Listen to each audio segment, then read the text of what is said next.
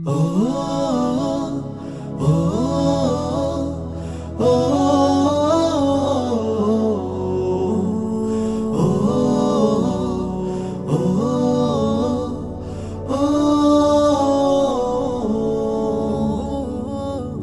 কায়েমের করে আলোচনা, আগামীর স্বপ্ন দেখায়, কোরআন হাদিসের প্রচারণায় মুক্তির দিকে ডেকে যায়।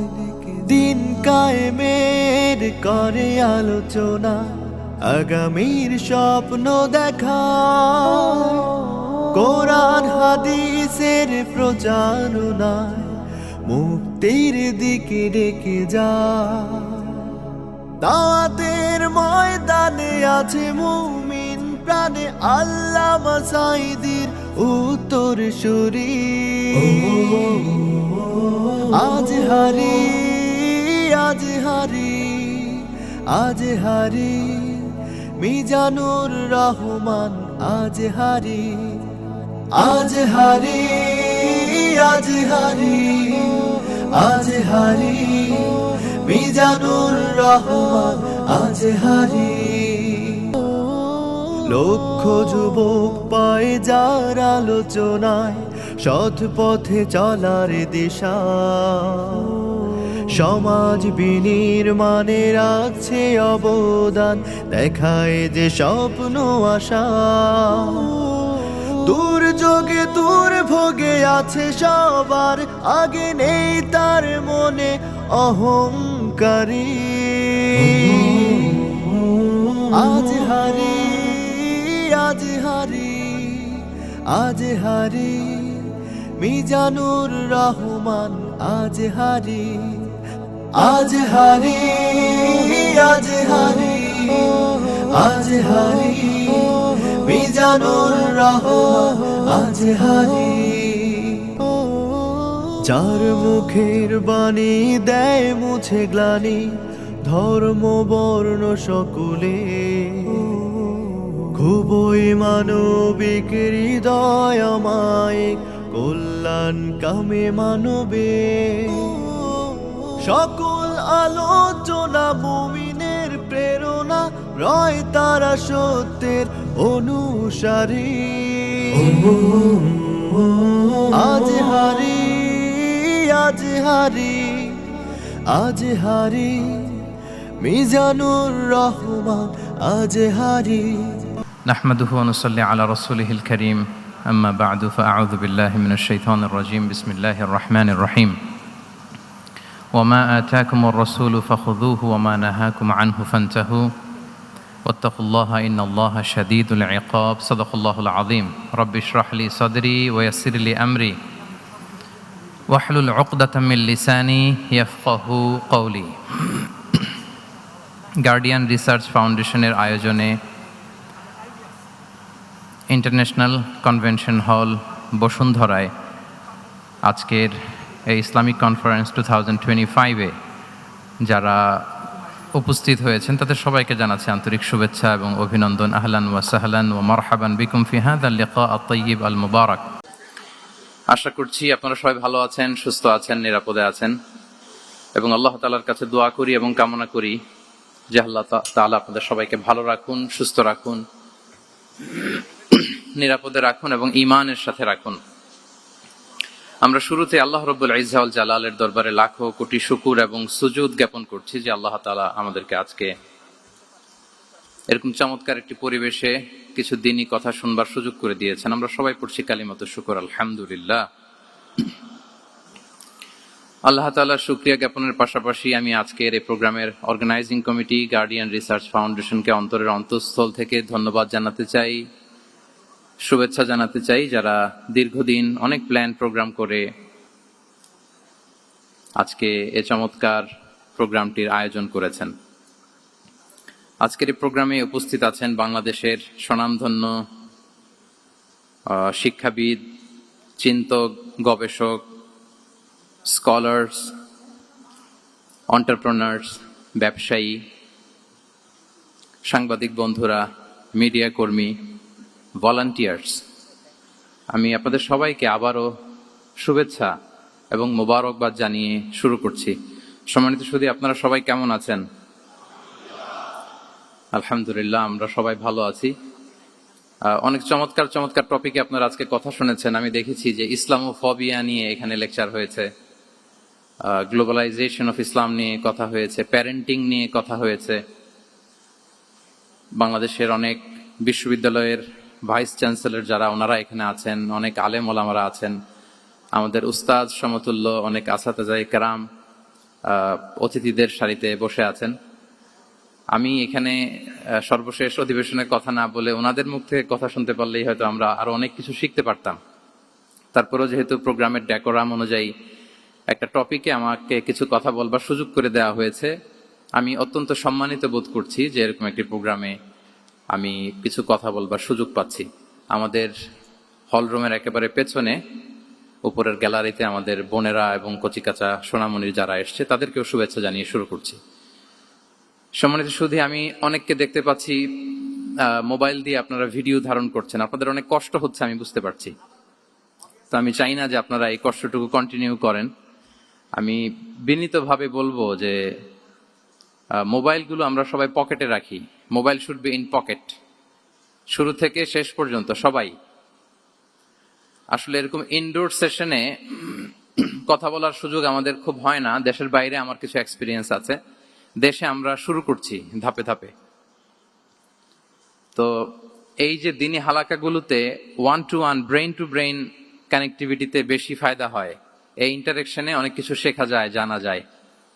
মোবাইলে স্ক্রিনে তো সবসময় দেখা যায়, ইউটিউবে সার্চ দিলেই যে কোনো বক্তার আলোচনা আমরা চাইলেই শুনতে পারি। কিন্তু যখন আমরা সরাসরি ইন্টারেকশন করব, eye to eye, brain to brain, তখন আমার মনে হয় মোবাইলগুলো ব্যবহার না করে আমরা যদি সরাসরি নিজেরা কানেক্টিভিটি বাড়াই, ইন্টারেক্ট করি, এটা বেশি ভালো হয়। এজন্য শুরুতে আমি অত্যন্ত বিনয়ের সাথে অনুরোধ করে রাখবো, সবাই আমরা মোবাইলগুলো পকেটে রাখি। ভিডিও ধারণ করবার প্রয়োজন হলে এখানে অথরাইজড মিডিয়ার লোকজন আছেন। 21 টিভি এটা লাইভ কভার করছে। আরো আমাদের অথরাইজড কিছু ভাইরা এখানে স্টিল পিকচার নেয়া, তারপর সংবাদ চ্যানেলের জন্য ভিডিও নেয়া, এটা করছে। ওনারা ছাড়া আমরা কেউ যেন মোবাইল ব্যবহার না করি, আমি বিনীত অনুরোধ রাখবো। এত অ্যানাউন্সমেন্ট দেওয়ার পরেও তারপরও কিছু ভাই খুব দায়িত্বশীলতার সাথে ভিডিও করেই যাচ্ছেন, মাশাআল্লাহ। আমরা কি আজকে এই যে বসুন্ধরার নবরাত্রি হল, এটা এখানে 1 ঘন্টার জন্য কি এটাকে মোবাইল ফ্রি জোন বানাতে পারি নাকি আমরা চাইলে? হ্যাঁ, পারবো ইনশাআল্লাহ। সবাই আওয়াজ করে বলি তো ইনশাআল্লাহ। জি, mobile should be in pocket. এটা অনেক ডিস্টার্ব করবে। আপনি এরকম এই যে লাইভ করবেন, ভিডিও করবেন, আপনার পেছনের যে ভাই বসে আছেন তাদেরকে ডিস্টার্ব করবে। বরং আপনি আমার দিকে তাকান। আর আমাকে আলহামদুলিল্লাহ বেশ লম্বা সময় দেয়া হয়েছে। আর আপনারা এখানে সবাই খুব ব্যস্ত, আপনাদের ব্যস্ততা মুখর মূল্যবান সময়গুলো থেকে স্যাক্রিফাইস করে আপনারা এসছেন। ঘন্টাখানিক যদি আমরা একটা টপিকের উপর কথা বলি, আমার মনে হয় আমরা ওয়ান টু ওয়ান কানেক্টিভিটি করি। মাশাআল্লাহ, এই তো সবাই মোবাইল পকেটে রেখে দিয়েছেন, মাশাআল্লাহ, তাবারাকাল্লাহ, আলহামদুলিল্লাহ।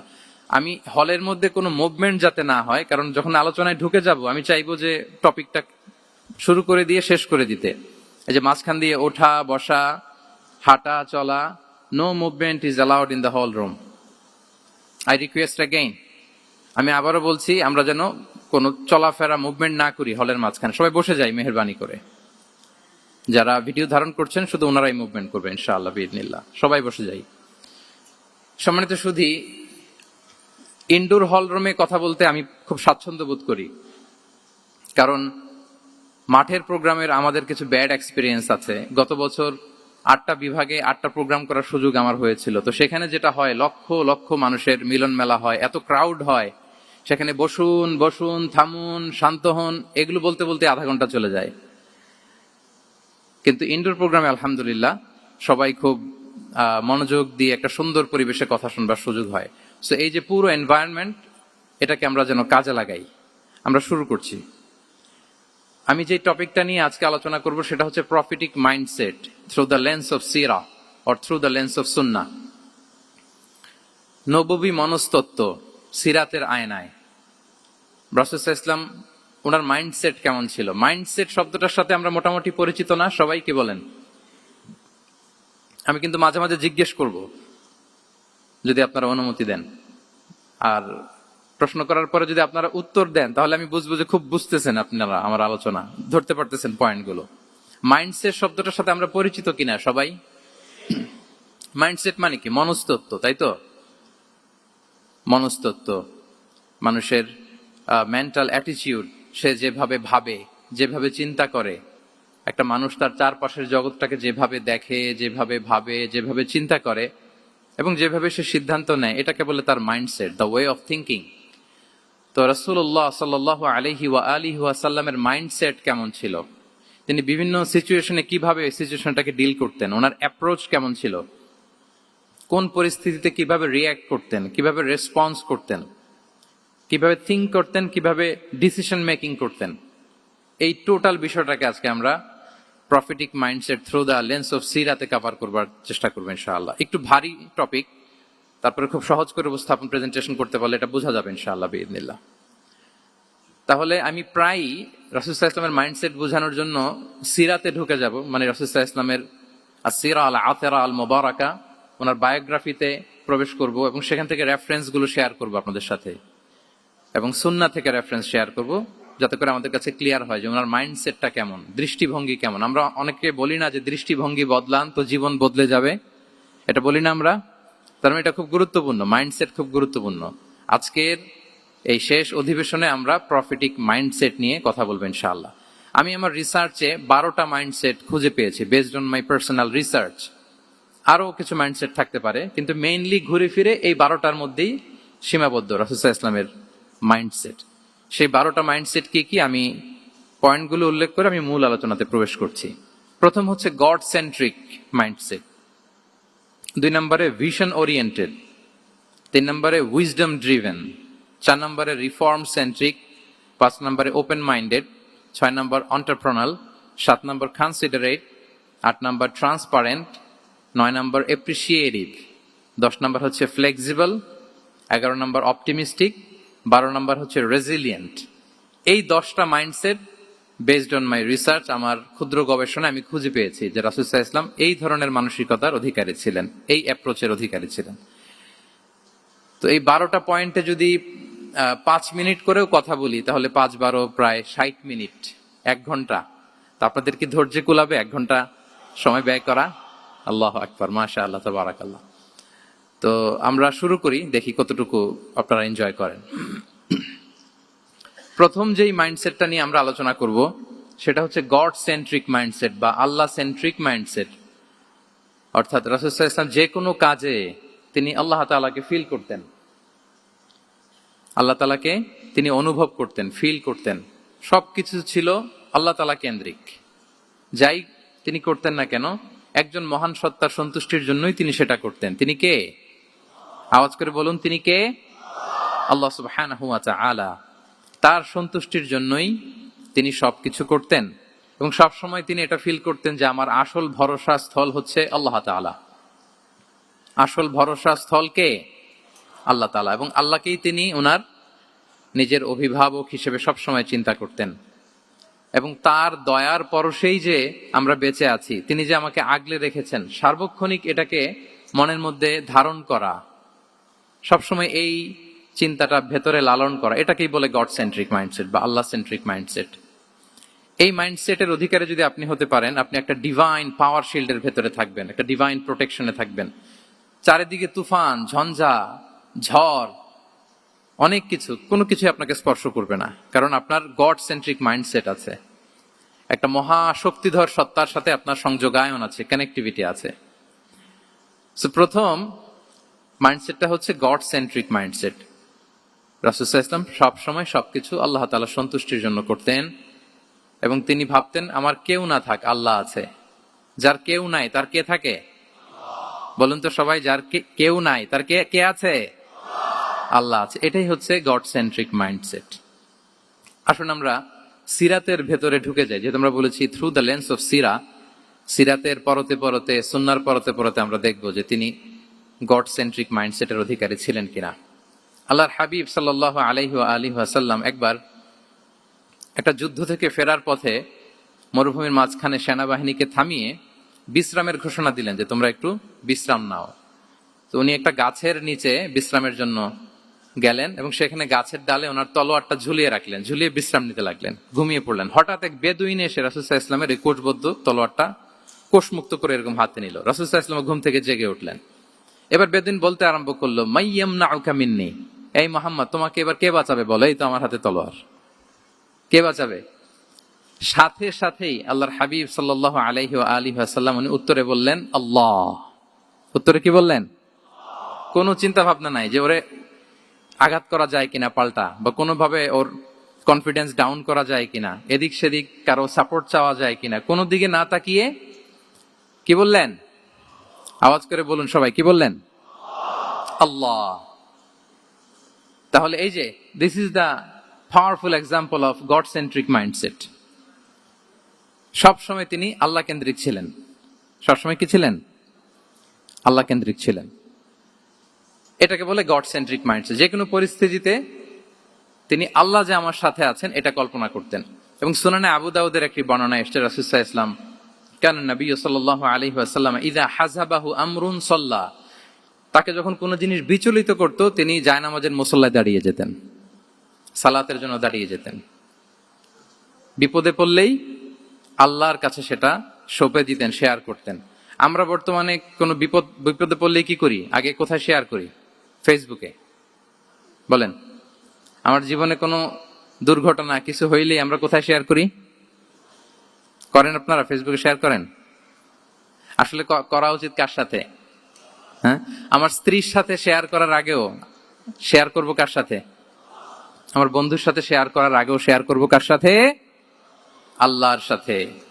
আমরা যদি হিজরতের ঘটনাটাকে একটু অ্যানালাইজ করি তাহলে দেখবো যে গারে সাউরে যখন আল্লাহ রাসূল সাল্লাল্লাহু আলাইহি ওয়াসাল্লাম এবং আবু বকর রাদিয়াল্লাহু তাআলা আনহু ওনারা আশ্রয় নিয়েছিলেন রাত্রিবেলায়, কুরাইশরা যখন খুঁজতেছিল, আবু বকর রাদিয়াল্লাহু তাআলা আনহু বলেন যে কুরাইশদের পা দেখা যাচ্ছে, ওরা যে হেঁটে যাচ্ছে, একটু উকি মারলেই আমাদেরকে দেখা যায়।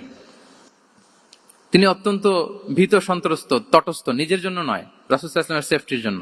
রাসূল সাল্লাল্লাহু আলাইহি ওয়াসাল্লাম আবু বকর রাদিয়াল্লাহু তাআলা আনহুকে বলেন যে আবু বকর চিন্তা করো না, লা তাহসান ইন্নাল্লাহা মা'ানা, আবু বকর চিন্তা করো না, আল্লাহ আমাদের সাথে আছেন। সুবহানাল্লাহ। আমাদের সাথে কে আছেন? আল্লাহ আমাদের সাথে আছেন। এটা হচ্ছে গড সেন্ট্রিক মাইন্ডসেটের উদাহরণ। আপনার মনকে বুঝাতে হবে যে আল্লাহ আমার সাথে আছে। মনকে তুমি বুঝিয়ে বলো আল্লাহ আছে আমার সাথে। এই বাক্যটা মুখস্থ করা যাবে? মনকে তুমি বুঝিয়ে বলো আল্লাহ আছেন আমার সাথে। আপনার পুরো জীবনের সব কাজের সাথে যদি এই বাক্যটাকে মিলিয়ে ফেলতে পারেন দেখবেন যে কোনো কিছুই আপনার ক্ষতি করতে পারতেছে না। এটাকে বলে গড সেন্ট্রিক মাইন্ডসেট। আল্লাহ আমার সাথে আছেন, কেউ নাই কিন্তু আল্লাহ তাআলা আমার সাথে আছেন। এবং গড সেন্ট্রিক মাইন্ডসেটের সবচেয়ে বড় সুবিধা হচ্ছে আপনার মনে কখনো হতাশা কাজ করবে না, হতাশা বাঁধবে না, কারণ আপনার সাথে এক মহাশক্তিধরের কানেক্টিভিটি আছে। তিনি কে বলুন তো আওয়াজ করে? তিনি আল্লাহ। হতাশা আসবে না। এই যে আমাদের জাতীয় জীবনের এখন সবচাইতে বড় বড় সমস্যাগুলোর যদি আমরা লিস্ট করি, একটা বড় সমস্যা হচ্ছে ডিপ্রেশন, তাই না? আমরা ডিপ্রেশনে ভুগি না? আপনাদের ডিপ্রেশন হয় কখনো? আচ্ছা, ডিপ্রেশন কাকে বলে আগে বলে। ডিপ্রেশন হচ্ছে আপনার আর আপনার রবের মাঝে যে দূরত্ব, এটার নাম ডিপ্রেশন। আই রিপিট, আমার আর আমার রবের মাঝে যে গ্যাপ, আমাদের সম্পর্কের যে দূরত্ব, এটার নাম কি? ডিপ্রেশন। আপনি যত আল্লাহর সাথে সম্পর্ক জোরদার করতে পারবেন, ডিপ্রেশন আপনার থেকে দৌড়ে পালাবে। এজন্য আমাদের বিশ্বাসীদের জীবনে কোনো ডিপ্রেশন নাই। আছে? আমাদের ডিকশনারিতে কোনো ডিপ্রেশন আছে বলেন তো? আমাদের সাথে আল্লাহর সম্পর্ক কেমন বলেন? মজবুত? আলহামদুলিল্লাহ পড়ুন সবাই। তাহলে ডিপ্রেশন হচ্ছে আপনার আর আপনার রবের মাঝে যে দূরত্ব, এই দূরত্ব দূর করে দেন, ডিপ্রেশন আপনিই পালাবে। আচ্ছা, আমরা আরো কিছু সিরা থেকে ইনসিডেন্ট নিয়ে দেখি যে গড সেন্ট্রিক মাইন্ডসেটটা কেমন। দ্বিতীয় হিজরিতে যে বদরের যুদ্ধ হলো, সে বদরের যুদ্ধে ইবনে মাসউদ রাদিয়াল্লাহু তাআলা আনহু তিনি বর্ণনা করেন যে আল্লাহ রাসূল সাল্লাল্লাহু আলাইহি ওয়াসাল্লাম আগামীকাল যুদ্ধ, এর আগের দিন রাতে তিনি হাত তুলে এরকম দোয়া করতেছিলেন। আমরা তো এইভাবে দোয়া করি। আল্লাহর হাবিব সাল্লাল্লাহু আলাইহি ওয়া আলিহি ওয়াসাল্লাম তিনি দোয়া করতে করতে ইমোশনালি হাত এরকম উঁচু করে, হাত্তা ইউরা বায়াদু ইবতাইহি, বগলে শুভ্রতা দেখা যাচ্ছিল, উনি দোয়া করতেছিলেন আল্লাহুম্মা আনজিজ লি মা ওয়া'আতানি, আল্লাহুম্মা আতিনি মা ওয়া'আতানি, আল্লাহ তুমি যে বিজয় দিবে বলে প্রতিশ্রুতি করেছিল, ওই বিজয় আমাদেরকে দাও, ওই ভিক্টরি আমাদেরকে দাও। দোয়া করছিলেন। সাইয়েদনা আলী রাদিয়াল্লাহু তাআলা আনহু উনি বর্ণনা করছেন যে বদরের যুদ্ধের আগের রাতে আমরা সবাই ঘুমোচ্ছিলাম, কিন্তু রাসূল সাল্লাল্লাহু আলাইহি ওয়াসাল্লামকে দেখলাম যে না, উনি হাত তুলে শুধু আল্লাহর কাছে কান্না করছেন, দোয়া করছেন। আবু বকর রাদিয়াল্লাহু তাআলা আনহু উনি বলেন যে আমি যে দেখলাম যে তিনি ফজর পর্যন্ত দোয়া চালিয়েই যাচ্ছিলেন, দোয়া কন্টিনিউ করছিলেন তিনি। এবং দোয়া করতে করতে রাসূল সাল্লাল্লাহু আলাইহি ওয়াসাল্লাম এতটাই ইমোশনাল হয়ে গেলেন যে ওনার গায়ের চাদরটা নিচে পড়ে গেল। আবু বকর রাদিয়াল্লাহু তাআলা আনহু যে বলেন, ইয়া নবী আল্লাহ, কাফাকা মুনাশাদাতুকা রাব্বাক ফাইন্নাহু সায়ুনজিজু লাকা মা ওয়া'দাক। হে নবী, যথেষ্ট, এনাফ ইজ এনাফ, অনেক হয়েছে নবী, আন্না, আর কাঁদতে হবে না, আপনার রব আপনাকে ভিক্টরি বা বিজয় দান করবে ইনশাআল্লাহ। তাহলে দেখেন, যুদ্ধের আগের রাতে সেনাপ্রধান কি করে? এই কৌশল, ওই কৌশল, কোন দিক দিয়ে অ্যাটাক করা যাবে, ওয়ার স্ট্র্যাটেজি ঠিক করে, তার সাথে যারা আছে তাদের সাথে পরামর্শ করে। কিন্তু রাসূল সাল্লাল্লাহু আলাইহি ওয়াসাল্লাম সবকিছু সেট করে দিয়ে কার সাথে কানেক্টিভিটি গড়েছেন বলুন তো? আল্লাহর সাথে। This is called God centric mindset, Allah centric mindset. আমার হৃদয়টা সবসময় কার সাথে জুড়ে থাকবে? আল্লাহর সাথে। কারণ উনি ছাড়া আমার কোনো ঠিকানাই নাই। এই যে একটা নাশিদ বাংলাদেশে আমি শুনেছিলাম, তুমি ছাড়া প্রভু আমি, শুনেছেন আপনারা? ঠিকানাবিহীন। এটাও মনে রাখতে হবে। মনকে তুমি বুঝিয়ে বলো আল্লাহ আছে আমার সাথে, এটাও যেমনি আমরা মনে রাখবো, এই বাক্যটা মনে রাখতে হবে যে প্রভু তুমি ছাড়া আমি, হ্যাঁ বলতে চান না কেন? তুমি ছাড়া আমি ঠিকানাবিহীন, উনি ছাড়া আমার কোনো ঠিকানাই নাই। তাহলে এই মেন্টালিটি যদি আমরা ধারণ করতে পারি, এটাকে বলে গড সেন্ট্রিক মাইন্ডসেট। তাহলে রাসূলুল্লাহ সাল্লাল্লাহু আলাইহি ওয়া আলিহি ওয়াসাল্লামের যে 12টা মাইন্ডসেটের কথা আমরা বলেছি, তার প্রথমটা হচ্ছে গড সেন্ট্রিক। প্রথমটা কি? সবাই বলুন আওয়াজ করে, প্রথমটা কি? মাশাআল্লাহ। আমি শেষে আবার জিজ্ঞেস করব যে কারা কারা বলতে পারেন দেখি। তাহলে একটা কভার করলাম। আল্লাহ তাআলা আমাদেরকে গড সেন্ট্রিক মাইন্ডসেট দান করুক। আমরা যে কোনো পরিস্থিতিতে যেভাবেই থাকি না কেন, আমরা বিপদে আপদে সবসময় ভরসা রাখবো কার উপর? এটাই হচ্ছে গড সেন্ট্রিক বা আল্লাহ সেন্ট্রিক মাইন্ডসেট। আচ্ছা, 2 নাম্বার মাইন্ডসেট হচ্ছে vision oriented mindset. Vision oriented mindset মানে হচ্ছে যার মধ্যে দূরদর্শিতা আছে, ফার সাইটেডনেস আছে, who can anticipate the future, যে ভবিষ্যৎ আগাম অনুমান করে ফেলতে পারে, সামনের পরিস্থিতিকে আগাম অনুমান করতে পারার যে যোগ্যতা বা দীর্ঘমেয়াদী চিন্তা করতে পারার যে ক্যাপাসিটি, এটাকে বলে ভিশন ওরিয়েন্টেড মাইন্ডসেট। এটা আল্লাহ রাসূল সাল্লাল্লাহু আলাইহি ওয়া আলিহি ওয়াসাল্লামকে আল্লাহ তাআলা দান করেছেন। উনি ভবিষ্যৎকে আগাম বুঝতে পারতেন, আগাম অনুমান করতে পারতেন, এবং সে অনুযায়ী তিনি স্ট্র্যাটেজি, প্ল্যান, পরিকল্পনা এটা তিনি সাজাতে পারতেন। এটাকে বলে ভিশন ওরিয়েন্টেড মাইন্ডসেট। এবার আসুন আমরা সিরাতের কিছু ইনসিডেন্টকে সামনে নিয়ে আসি যে তিনি কিরকম ভিশন ওরিয়েন্টেড মাইন্ডসেটের অধিকারী ছিলেন। আমরা সবাই হুদাইবিয়ার ঘটনা জানি না? কত হিজরিতে ঘটেছিল বলুন তো সবাই? হ্যাঁ, কত? 6ষ্ঠ হিজরিতে। লাকাদ সাদাকাল্লাহু রাসূলাহু রুইয়া বিল হক লাতাদখুলুন্নাল মাসজিদাল হারামা ইনশাআল্লাহু আমিনিন। রাসূল সাল্লাল্লাহু আলাইহি ওয়াসাল্লাম 6ষ্ঠ হিজরিতে মদিনায় স্বপ্নে দেখলেন যে তিনি উমরা করতে যাচ্ছেন। তো নবীদের স্বপ্ন এটা কেবল স্বপ্ন নয়, এটা আল্লাহর পক্ষ থেকে ওয়াহি, রেভেলেশন, ওয়াহি। তো সেই হিসেবে তিনি 1400 সাহাবা নিয়ে উমরা করতে চলে গেলেন মক্কায়, কিন্তু মক্কাবাসী ঢুকতে দিল না, থামিয়ে দেয়া হলো। তো তখন একটা চুক্তি হয়েছিল, ভাইজান mobile should be in pocket. এই যে আপনি বলেছিলাম যে অডিয়েন্সে আমরা কেউ ভিডিও ধারণ করবো না ইনশাআল্লাহ, আপনারা কথা দিয়েছিলেন আমরা 1-to-1 brain to brain connection করব, ভিডিও করবেন না প্লিজ।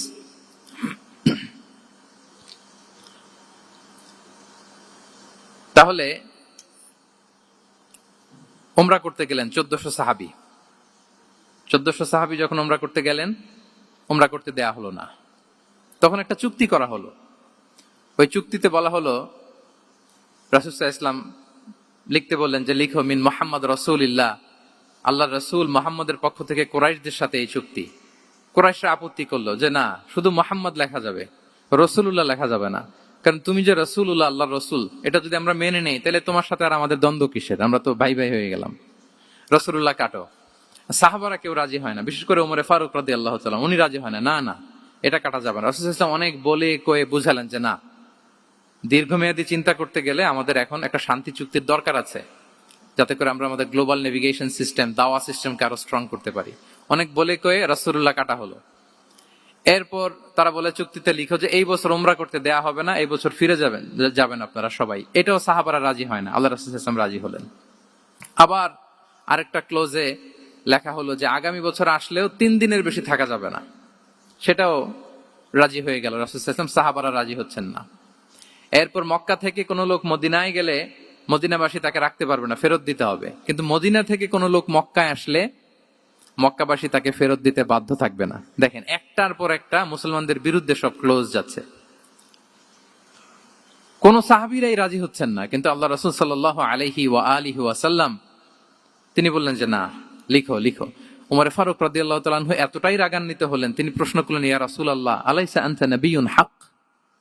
আপনি এই যে কম্প্রোমাইজের পর কম্প্রোমাইজ করে যাচ্ছেন, আপনি কি সত্য নবী নন, সত্য রাসূল নন? আলাসনা আলা দীনিন হক, আমরা কি সত্যের উপর প্রতিষ্ঠিত নই? আলাইসাল কুরআনু কিতাবুন হক, তো সব যদি সত্য হয় আপনি কেন এগুলো মানছেন? রাসূল সাল্লাল্লাহু আলাইহি ওয়াসাল্লাম বললেন যে ওমর, তুমি বাদ সেদো না, মেনে নাও। মেনে নিলেন, এবং এই মেনে নেওয়াটাকে আল্লাহ ভিক্টরি বলে ঘোষণা দিলেন, বিজয় বলে। আল্লাহু আকবার। ইন্না ফাতাহনা লাকা ফাতহাম মুবিনা। এবং হুদাইবিয়ার এই সন্ধি থেকেই বেসিকলি মক্কা বিজয় ওইদিকে ত্বরান্বিত হয়েছে গতি প্রবাহটা।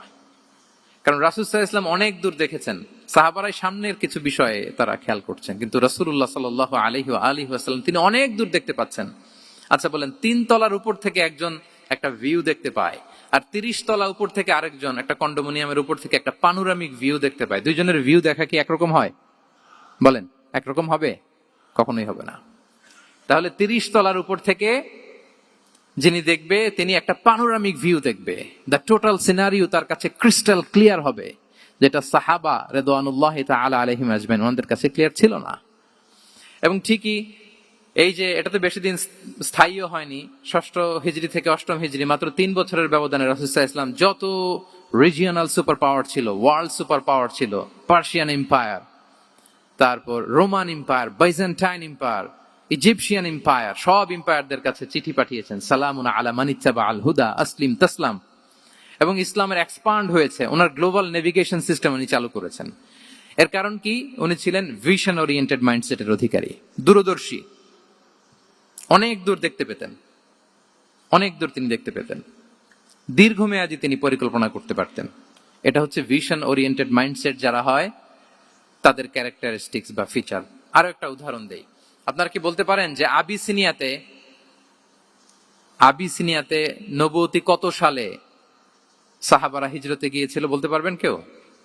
হ্যাঁ, নবুয়তি কত সালে?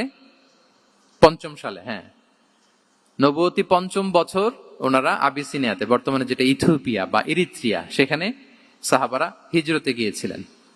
এবং আবিসিনিয়াতে এই যে হিজরতে গেল, তারা সবাই মিলে ফিরে এসেছিল মদিনায় কবে? এটা কি কেউ জানেন? যদি কেউ জানেন হাত তুলে আওয়াজ করে একটু বলতে হবে, একটু ইন্টারেক্টিভ সেশন হোক দেখি। আবিসিনিয়ায় যারা হিজরতে গিয়েছিলেন সব শেষে দল বল সহ সবাই পার্মানেন্টলি মদিনায় শিফট করেছেন কবে? জি, আল্লাহু আকবার, মাশাআল্লাহ মাশাআল্লাহ। বসুন। খায়বার বিজয়ের দিন এসেছিলেন। আবিসিনিয়াতে যারা হিজরতে গিয়েছিলেন তারা মদিনায় ব্যাগ এন্ড ব্যাগেজ সবকিছু নিয়ে খায়বার বিজয়ের সময়, মানে 7ম হিজরিতে এসেছিলেন। তো রাসূল সাল্লাল্লাহু আলাইহি ওয়াসাল্লাম যখন মক্কা থেকে মদিনায় হিজরত করলেন, সব সাহাবারা মদিনায় চলে আসছেন। মদিনায় এখন একটা ইসলামিক সোসাইটি, ইসলামিক স্টেট। বদরের যুদ্ধে মুসলমানদের বিজয়, খন্দকে বিজয়, খন্দক তো 5মে। তারপরে ওনারা কেন আসে না বলেন তো? আসেনি। 7ম হিজরিতে এসেছেন, জাফর রাদিয়াল্লাহু তাআলা আনহুর নেতৃত্বে, সাইয়েদনা আলী রাদিয়াল্লাহু তাআলা আনহুর আপন ভাই, বড় ভাই, ওনার নেতৃত্বে যখন 7ম হিজরিতে প্রায় ওখানে যাওয়ার 15 বছর পর যখন তারা সবাই ফিরলেন, রাসূল সাল্লাল্লাহু আলাইহি ওয়াসাল্লাম এত খুশি হলেন, তিনি বললেন, মা আদরি বিআইয়িহিমা আনা আফরাহ বিফাতহি খাইবার আও বিকুদুমি জাফর। আমি কোনটাতে বেশি খুশি আজকে আমি জানি না, খায়বার বিজয়ে বেশি খুশি না আমার ভাই জাফরকে পেয়ে বেশি খুশি। আল্লাহু আকবার, এত খুশি হয়েছিলেন। তো এখন এমনি তো মনে প্রশ্ন জাগে যে রাসূল সাল্লাল্লাহু আলাইহি ওয়াসাল্লাম যখন মদিনায় চলে আসলেন, কোরআনের আয়াতগুলো নাজিল হয়, সালাত ফরজ হলো, যাকাত আসলো, সব হলো, একটার পর একটা হচ্ছে, ইসলামিক স্টেট, তো ওনারাই কেন আবিসিনিয়াতে পড়ে আছেন? প্রশ্ন জাগে না? ওই সময় একটা ক্রাইসিস মোমেন্ট ছিল, তখন ওনারা গিয়েছিল আবিসিনিয়াতে, কিন্তু আসে না কেন? ওনারা এসেছেন 7ম হিজরিতে। এর কারণ আবিসিনিয়ায় কিছু মুসলিমদেরকে রেখে দেওয়া, এটা রাসূলুল্লাহ সাল্লাল্লাহু আলাইহি ওয়াসাল্লামের প্ল্যান বি ছিল। কি ছিল? Plan B. রাসূল সাল্লাল্লাহু আলাইহি ওয়াসাল্লাম অপেক্ষা করছিলেন যে মদিনাকে প্রথমে ইন্টারনাল যত থ্রেট আছে এগুলো থেকে মুক্ত করতে হবে। এরপরে মদিনাকে যত এক্সটার্নাল থ্রেট আছে এগুলো থেকে মুক্ত করতে হবে। সব যখন মুক্ত করে উনি দেখলেন যে না, মদিনা সেফ জোন, এখন আর আলাদা একটা বেজ, একটা এক্সট্রা সেফ জোন বা এডিশনাল বেজ আমার কোথাও দরকার নাই, তখনই তিনি লোক পাঠালেন যে যাও, জাফরের নেতৃত্বে আবিসিনিয়ায় যারা হিজরত করেছে তারা সবাই মদিনায় চলে আসো। সুবহানাল্লাহ বিহামদি। তাহলে একটা প্ল্যানে কাজ করতেন না। আমরা তো এরকম করি, একটাই প্ল্যান। প্ল্যান কয়টা? এটা যদি ওয়ার্ক না করে শেষ, আমু নাই, সালাও নাই। কিন্তু রাসূলুল্লাহ সাল্লাল্লাহু আলাইহি ওয়া আলিহি ওয়াসাল্লামের প্ল্যান এ ছিল, প্ল্যান বি ছিল, প্ল্যান সি ছিল। প্ল্যান এ ওয়ার্ক না করলে প্ল্যান বি তে যেতেন, বি ওয়ার্ক না করলে সি তে যেতেন, এইভাবে তিনি কাজ করতেন।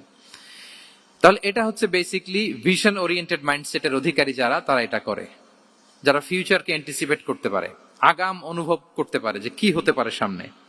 এই যে বাংলাদেশের বিভিন্ন প্ল্যান পরিকল্পনায় আমরা দেখা যায় যে এখান দিয়ে একটা ব্রিজ করে পরে ভাঙতে হয়, রাস্তা একটা তৈরির পরে ভাঙতে হয়, কোথায় এক টানেল হয়ে আছে প্রতি মাসে মাসে এখন লস হয়, তারপর 1 ঘন্টা বৃষ্টি হলে পুরো ঢাকা শহর এটা বন্যা হয়ে যায়। এগুলো হচ্ছে একাধিক প্ল্যান না থাকা, ভিশনারি অ্যাটিটিউডের অধিকারী না হওয়ার কারণে এই ঝামেলাগুলো আমাদের হচ্ছে। তো প্রফেটিক সিরার এই প্রফেটিক মাইন্ডসেট থেকে আমাদের নেয়ার বিষয় হচ্ছে এটা, যে আমাদেরকে ভিশনারি অ্যাটিটিউডের হতে হবে।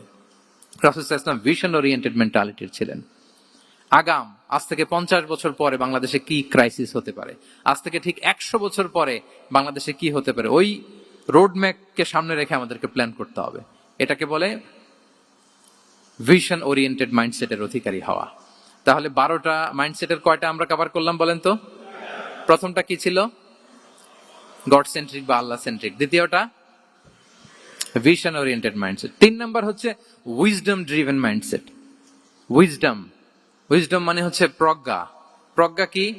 জ্ঞান আর কমন সেন্স দুইটা একসাথে হইলে ওইটারে প্রজ্ঞা বলে।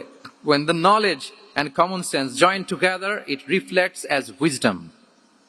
আপনার জ্ঞান এবং আপনার কমন সেন্স একসাথে হইলে ওইটা উইজডম হয়ে যায়। রাসূল সাল্লাল্লাহু আলাইহি ওয়াসাল্লাম ছিলেন প্রজ্ঞায় সমৃদ্ধ এক মননের অধিকারী। ওনার সব কিছুতেই প্রজ্ঞা ছিল, প্রজ্ঞা ছিল। উইজডম ইন গিভিং অ্যাডভাইস, উপদেশ দেওয়ার সময় ছিল প্রজ্ঞা। Wisdom in policy making, policy making এর সময় সেখানে প্রজ্ঞা ছিল। Wisdom in action strategic plan, কোন স্ট্র্যাটেজিক প্ল্যানের ক্ষেত্রে প্রজ্ঞা ছিল। রাসূল সাল্লাল্লাহু আলাইহি ওয়াসাল্লাম একই প্রশ্নের উত্তর এক একজনকে এক এক ভাবে দিতেন। অনেক সাহাবারা জিজ্ঞেস করতেন যে রাসূলুল্লাহ একই প্রশ্ন, একে বললেন এইটা, ওরে বললেন ওইটা, ওরে বললেন আরেকটা, এটা কেন? তো রাসূল সাল্লাল্লাহু আলাইহি ওয়াসাল্লাম বললেন যে আমি জানি ওর কিসে ঘাটতি, আমি জানি ওর কি প্রয়োজন, আমি জানি ওকে কোন নাসিহাটা দিলে কাজ করবে, ফলে এক একজনকে আমি এক এক ভাবে ক্লারিফাই করেছি। আল্লাহু আকবার। This is called wisdom. আচ্ছা, উইজডম, রাসূল সাল্লাল্লাহু আলাইহি ওয়াসাল্লাম যে উইজডম ড্রিভেন মাইন্ডসেটের অধিকারী ছিলেন, এটার কয়েকটা এক্সাম্পল আমরা সিরাত থেকে দেখি। মক্কায় বিজয় হয়েছে কত হিজরিতে? কত? অষ্টম হিজরিতে যখন মক্কা বিজয় হলো, তখন রাসূল সাল্লাল্লাহু আলাইহি ওয়াসাল্লাম আম্মাজান আয়েশার সাথে গল্প করছিলেন আর বলছিলেন, আয়েশা, লাউলা হাদাসাতু আহদি কওমিকা বিল কুফরি লানাকাতুল কাবাতা ওয়ালা জাআলতুহা আলা আসাসি ইব্রাহিম। আয়েশা, তোমার এই মক্কাবাসী, তোমার এলাকার লোকজন যদি একটা কেওস সৃষ্টি না করতো, তাহলে কাবার যে আসল শেপ, আমি ওই আসল শেপে এটাকে ফেরত নিতাম, কিন্তু নিতে গেলে এখন একটা ঝামেলা বাঁধবে, এজন্য নিব না। ব্যাপারটা হচ্ছে আমরা এখন যে কাবাটাকে দেখি এটা হচ্ছে স্কয়ার আকৃতির। স্কয়ার মানে কি? বর্গাকৃতি, তাই তো? বর্তমান কাবা কোন আকৃতির বলেন তো? একটা বড় কিউবের সাইজ না? দূর থেকে দেখলে মনে হয় একটা বড় কিউবের সাইজ, কিউবের আকৃতি মানে স্কয়ার, চতুর্ভুজ। কিন্তু সাইয়েদানা ইব্রাহিম আলাইহিস সালাম যে কাবা নির্মাণ করেছিলেন, এটা কিন্তু এরকম কিউব ছিল না, ওটা ছিল রেক্ট্যাঙ্গেল। রেক্ট্যাঙ্গেল ছিল, মানে আয়তাকৃতির ছিল, এরকম লম্বা। এই যে এই টেবিলটা যেরকম, টেবিলের যে শেপ এরকম ছিল, এরকম লম্বা কাবাঘর ছিল আয়তাকৃতির। কিন্তু এখন এটা কমে স্কয়ার আকৃতির হয়ে গেছে। এর কারণটা কি? কাবা একবার ওখানে অগ্নিকাণ্ড ঘটার কারণে ধ্বংস হয়েছিল, ফলে কাবাকে আবার রিনোভেশন করা লেগেছিল, পুনর্নির্মাণ। তো কুরাইশরা সিদ্ধান্ত নিয়েছিল কাবা পুনর্নির্মাণে আমরা কোনো হারাম টাকা ইউজ করব না, যার কাছে যত হালাল টাকা আছে নিয়ে আসা হলো। কিন্তু হালাল টাকা যতটুকু জমা হয়েছে এটা দিয়ে পুরো কাবা নির্মাণ হয় না, অর্ধেক হয়। ফলে কাবা যে আয়তাকৃতির ছিল সেটা না হয়ে গেছে কি বলেন? বর্গাকৃতির, মানে স্কয়ার। ওই স্কয়ার কাবাই আজ পর্যন্ত রয়ে গেছে। কিন্তু ওই যে আয়তক্ষেত্রের যে শেপের মধ্যে যতটুকু জায়গা বাকি ছিল, ওইখানে দেখবেন একটা ক্রিসেন্টের মতো আছে। হেজরে ইসমাইল, হাতিমে কাবা বলে, ওইটার ভিতরে নামাজ পড়া আর কাবার ভিতরে নামাজ পড়া একই হুকুম। ওইটার ভিতরে নামাজ পড়া আর কাবার ভিতরে নামাজ পড়া কি একই হুকুম। ফলে ওই হাতিমের ভেতরে ফরজ সালাত আদায় হয় না, নফল সুন্নাত পড়া যায়। এমনকি কাবার ভেতরেও ফরজ সালাত আদায় করলে আদায় হবে না, কারণ নামাজের ফরজের মধ্যে একটা ফরজ হচ্ছে ইলা জিহাতিল কাবা, টু দ্য ডাইরেকশন অফ কেবলা। আপনার কেবলা মুখী হইতে হবে না, আপনি তো কাবার ভিতরে ঢুকে গেছেন, এখন কাবা কোন দিকে? কাবা তো নাই, বের হইতে হবে, বের হয়ে কাবা মুখী হলে সালাত হবে। I think you got the point. তো তাহলে রাসূল সাল্লাল্লাহু আলাইহি ওয়াসাল্লামের উইজডম বা প্রজ্ঞাটা এখানে দেখেন। আম্মাজান আয়েশা রাদিয়াল্লাহু তাআলা আনহাকে উনি বললেন যে, আয়েশা, মক্কা তো বিজয় হলো, মক্কার কন্ট্রোল তো এখন আমার হাতে, চাইলে আমি কাবাকে ভেঙে সেই ইব্রাহিম আলাইহিস সালামের যে বেইজ এরকম লম্বা করে শেপ দিতে পারি, কিন্তু দিব না, কেননা দিলে মক্কা একটা ক্যাওস হতে পারে। কি হতে পারে?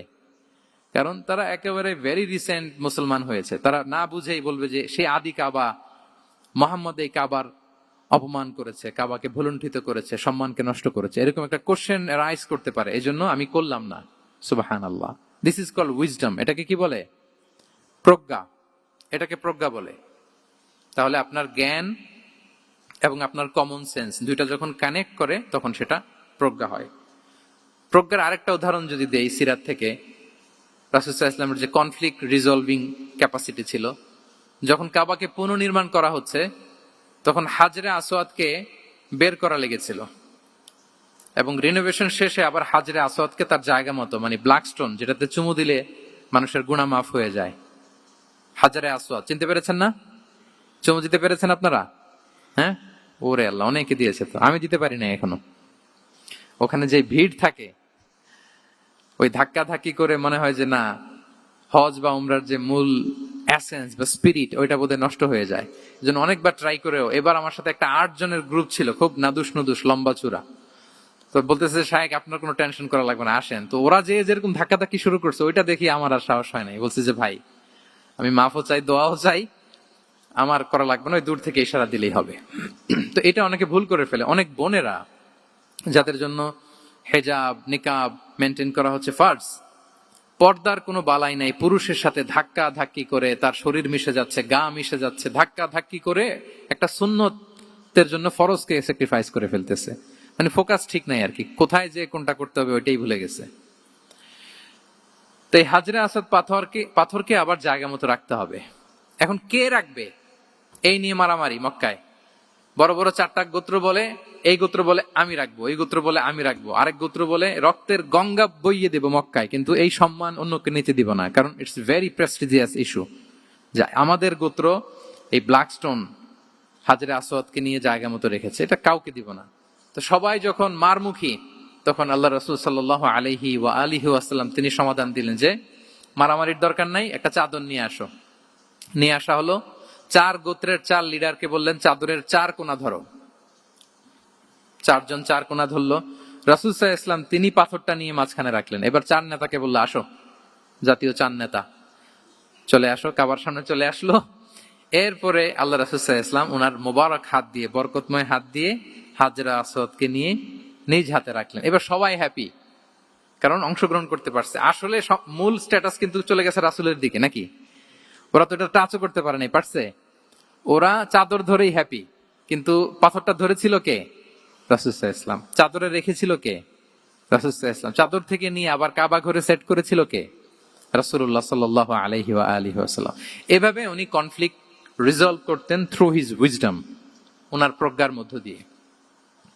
আমরা যদি তায়েফের ঘটনা দেখি, রক্তাক্ত হয়েছেন, পাহাড় রক্ষী ফেরেশতারা এসে বলেছে রাসূলুল্লাহ জাস্ট অর্ডার করেন, আমরা কোলাপস করব এমন ভাবে the entire Taif city will be collapsed, একেবারে স্ম্যাশ করে দিব, পাউডার হয়ে যাবে। রাসূল সাল্লাল্লাহু আলাইহি ওয়াসাল্লাম বললেন না, বাল আরজু আন ইউখরিজাল্লাহু মিন আসলাবিহিম মান ইয়াবুদুল্লাহ ওয়াহদাহু ওয়া লা ইউশরিকু বিহি শাইআ। তিনি বললেন না, ওদেরকে ধ্বংস করে দিও না, ওদেরকে ধ্বংস করলে লা ইলাহা পড়বে কে? সুবহানাল্লাহ। কি উইজডম ড্রিভেন ছিলেন উনি। উনি বলেন যে আমি আশা করি, প্রত্যাশা রাখি, দোয়া করি যে ওরা আমাকে প্রত্যাখ্যান করেছে, কিন্তু ওদের যে নেক্সট জেনারেশন ওরা সাক্ষী দিবে আশহাদু আল্লাহ ইলাহা ইল্লাল্লাহ ওয়া আশহাদু আন্না মুহাম্মাদার রাসূলুল্লাহ। এবং তাই হয়েছে। এখন তায়েফে যান, চারদিক থেকে আল্লাহ আকবার ধ্বনিতে মুখরিত তায়েফ, এবং এত চমৎকার শহর, এটা একটা টুরিস্ট ডেস্টিনেশন হয়ে গেছে। সৌদি আরবিয়াতে যারা যায়, তায়েফ না গেলে লোকদের ভালো লাগে না। ঠান্ডা, সবুজ শ্যামল, রেইনফল হয়, ফলমূল পাওয়া যায়। আব্দুল্লাহ ইবনে আব্বাস রাদিয়াল্লাহু তাআলা আনহুর স্মৃতিধন্য মসজিদ আছে, অনেকগুলো ইউনিভার্সিটি আছে, ইসলামিক ইনস্টিটিউশন আছে। এই যে নয়নাভিরাম তায়েফ, এটা রাসূল সাল্লাল্লাহু আলাইহি ওয়াসাল্লামের উইজডমের ফসল, ঠিক কিনা বলেন? ওই দিন যদি রাগের চোটে বলতো যে হ্যাঁ দাও, স্ম্যাশ করে দাও, তাইলে এই যে যারা শাহাদা পড়েছে, মুসলিম হয়েছে, এটা কিন্তু হতো না। তাহলে এটা হচ্ছে রাসূল সাল্লাল্লাহু আলাইহি ওয়াসাল্লামের প্রজ্ঞার একটা উদাহরণ। আর একটা উদাহরণে যাই। রাসূল সাল্লাল্লাহু আলাইহি ওয়াসাল্লাম যখন আকাবার দ্বিতীয় শপথ করে ফেললেন ইয়াসরিববাসীর সাথে, তখনও মদিনা হয়নি। তো তখন মদিনাবাসী বলল যে রাসূলুল্লাহ, আপনি তো এখনো হিজরত করবেন না, তো আমাদেরকে কোরআন শিখাবে কে, সালাত শিখাবে কে? আপনি একজন দায়ী পাঠান, আমাদের সাথে একজন টিচার দেন। রাসূল সাল্লাল্লাহু আলাইহি ওয়াসাল্লাম তখনও মদিনাতে হিজরতে যাননি, আমাদের সাথে একজন দায়ী পাঠাবেন।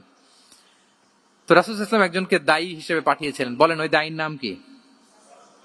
কি নাম? মুসআব ইবনে উমাইর রাদিয়াল্লাহু তাআলা আনহু, যিনি উহুদের যুদ্ধে শহীদ হয়েছিলেন, উনাকে পাঠিয়েছিলেন। দেখেন, উনি আবু বকর রাদিয়াল্লাহু তাআলা আনহুকে পাঠান নাই, পাঠিয়েছেন ওমর ফারুককে, ওসমান রাদিয়াল্লাহু তাআলা আনহু, আলী রাদিয়াল্লাহু তাআলা আনহু। কাউকে পাঠাইছেন? কারে পাঠালেন? মুসআবকে। এর কারণ হচ্ছে উনি দেখতে খুব স্মার্ট ছিলেন, খুব ড্যাশিং ফেসের অধিকারী ছিলেন, এলিট ফ্যামিলি, মক্কার এলিট ফ্যামিলির একজন যুবক ছিলেন, এবং উনি সবচেয়ে দামি দামি পারফিউম কালেক্ট করে ওইটা দিতেন। উনি মক্কার কোন রাস্তা দিয়ে হেঁটে গেলে লোকজন বুঝতো এই রাস্তা দিয়ে কিছুক্ষণ আগে হেঁটে গিয়েছে মুসআব ইবনে উমাইর। সুবহানাল্লাহ। আমরা বাংলায় বলি না যে আগে দর্শনদারি পরে গুণ বিচারী? এই কথাটার সাথে পরিচিত আপনারা? আগে দর্শনদারি পরে গুণ বিচারী। আল্লাহ তাআলা এক একজনকে আমাদেরকে এক এক অবয়বে সৃষ্টি করেছেন। হুয়াল্লাযী ইউসাউবিরুকুম ফিল আরহামি কাইফা ইয়াশা। আল্লাহর একটা নাম হচ্ছে তিনি আল মুসাউবির, দ্য ডিজাইনার। মায়ের গর্ভে থাকতেই আমাদের কার চেহারা, কার কণ্ঠস্বর, কার স্কিন কালার, কে কিরকম হব, সব ফিক্স তিনি ঠিক করে দিয়েছেন। এটা আল্লাহর দেয়া। কিন্তু রাসূল সাল্লাল্লাহু আলাইহি ওয়াসাল্লামের উইজডমের ব্যাপার হচ্ছে তিনি আবু বকর রাদিয়াল্লাহু তাআলা আনহু, ওমর রাদিয়াল্লাহু তাআলা আনহু, ওসমান আলী, কাউকে চুজ না করে কাকে পাঠালেন? মুসআব ইবনে উমাইরকে। যে তাকে দেখলেই সবাই আগে পাগল হয়ে যায়, মানে ইমপ্রেস হয়ে যায়। হ্যাঁ, ফার্স্ট ইমপ্রেশনটা তার খুব ভালো, খুব ভালো।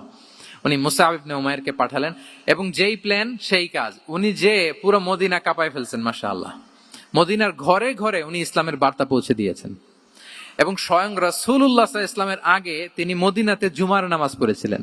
কারণ জুমার বিধান আসছে, কিন্তু মক্কা এমন একটা ল্যান্ড যেখানে এখনো জুমা পড়া আবশ্যক হয় নাই, চারদিকে কুফর বেষ্টিত। তো রাসূল সাল্লাল্লাহু আলাইহি ওয়াসাল্লাম লোক পাঠিয়েছেন যে জুমার বিধান এসছে, মুসাব তুমি কিন্তু মদিনায় যারা আছে তাদেরকে নিয়ে জুমা পড়ে ফেলো। তো মুসাব রাদিয়াল্লাহু তাআলা আনহু স্বয়ং রাসূলুল্লাহ সাল্লাল্লাহু আলাইহি ওয়াসাল্লামের আগে রাসূল সাল্লাল্লাহু আলাইহি ওয়াসাল্লামের পারমিশন নিয়ে মদিনাতে জুমা কায়েম করে ফেলছে। সুবহানাল্লাহ। এত আস্তে বললে হবে? সুবহানাল্লাহি ওয়া বিহামদিহি। দেখেন, উইজডম ড্রিভেন পার্সোনালিটির অধিকারী ছিলেন, প্রজ্ঞার অধিকারী ছিলেন, অন্য কাউকে পাঠাননি। কাকে পাঠিয়েছেন? মুসআব ইবনে উমাইর। তাহলে উনি যেই কাজটাই করতেন, যেটা বলতেন, যেটাতে এঙ্গেজ হতেন, এর নেপথ্যে প্রজ্ঞা ছিল। কি ছিল ভাই? উইজডম ছিল। আল্লাহ যেন সেই উইজডম আমাদেরকে দান করেন, আল্লাহ যেন সেই প্রজ্ঞা দিয়ে আমাদেরকে সমৃদ্ধ করেন। আমরা সবাই পড়ি আমিন। তাহলে কয়টা গেল? 3টা। 4 নাম্বার হচ্ছে রিফর্ম সেন্ট্রিক মাইন্ডসেট। মানে রাসূল সাল্লাল্লাহু আলাইহি ওয়াসাল্লাম সংস্কারবাদী ছিলেন আর কি। ভুল ভাল দেখলে রিফর্ম করতেন, ইসলাহ করতেন, সংস্কার। এখন তো এই যে অনেকগুলো সংস্কার কমিটি হলো দেখলাম বাংলাদেশে, খুব সুন্দর, বিভিন্ন বিষয়ে সংস্কার হচ্ছে।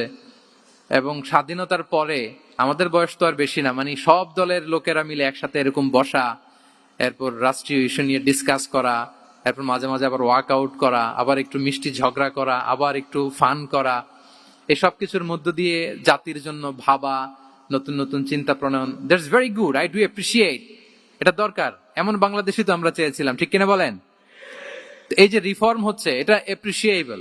রাসূল সাল্লাল্লাহু আলাইহি ওয়াসাল্লামের কিন্তু এই রিফর্ম সেন্ট্রিক মাইন্ডসেট ছিল। অন্যায় দেখলে, ভুলভাল দেখলে, অসঙ্গতি দেখলে, ইনকনসিস্টেন্সি দেখলে শুধরে দিতেন। শুদ্ধাচার অভিযান চালিয়েছেন মক্কাতেও মদিনাতেও, রিফর্ম করতেন।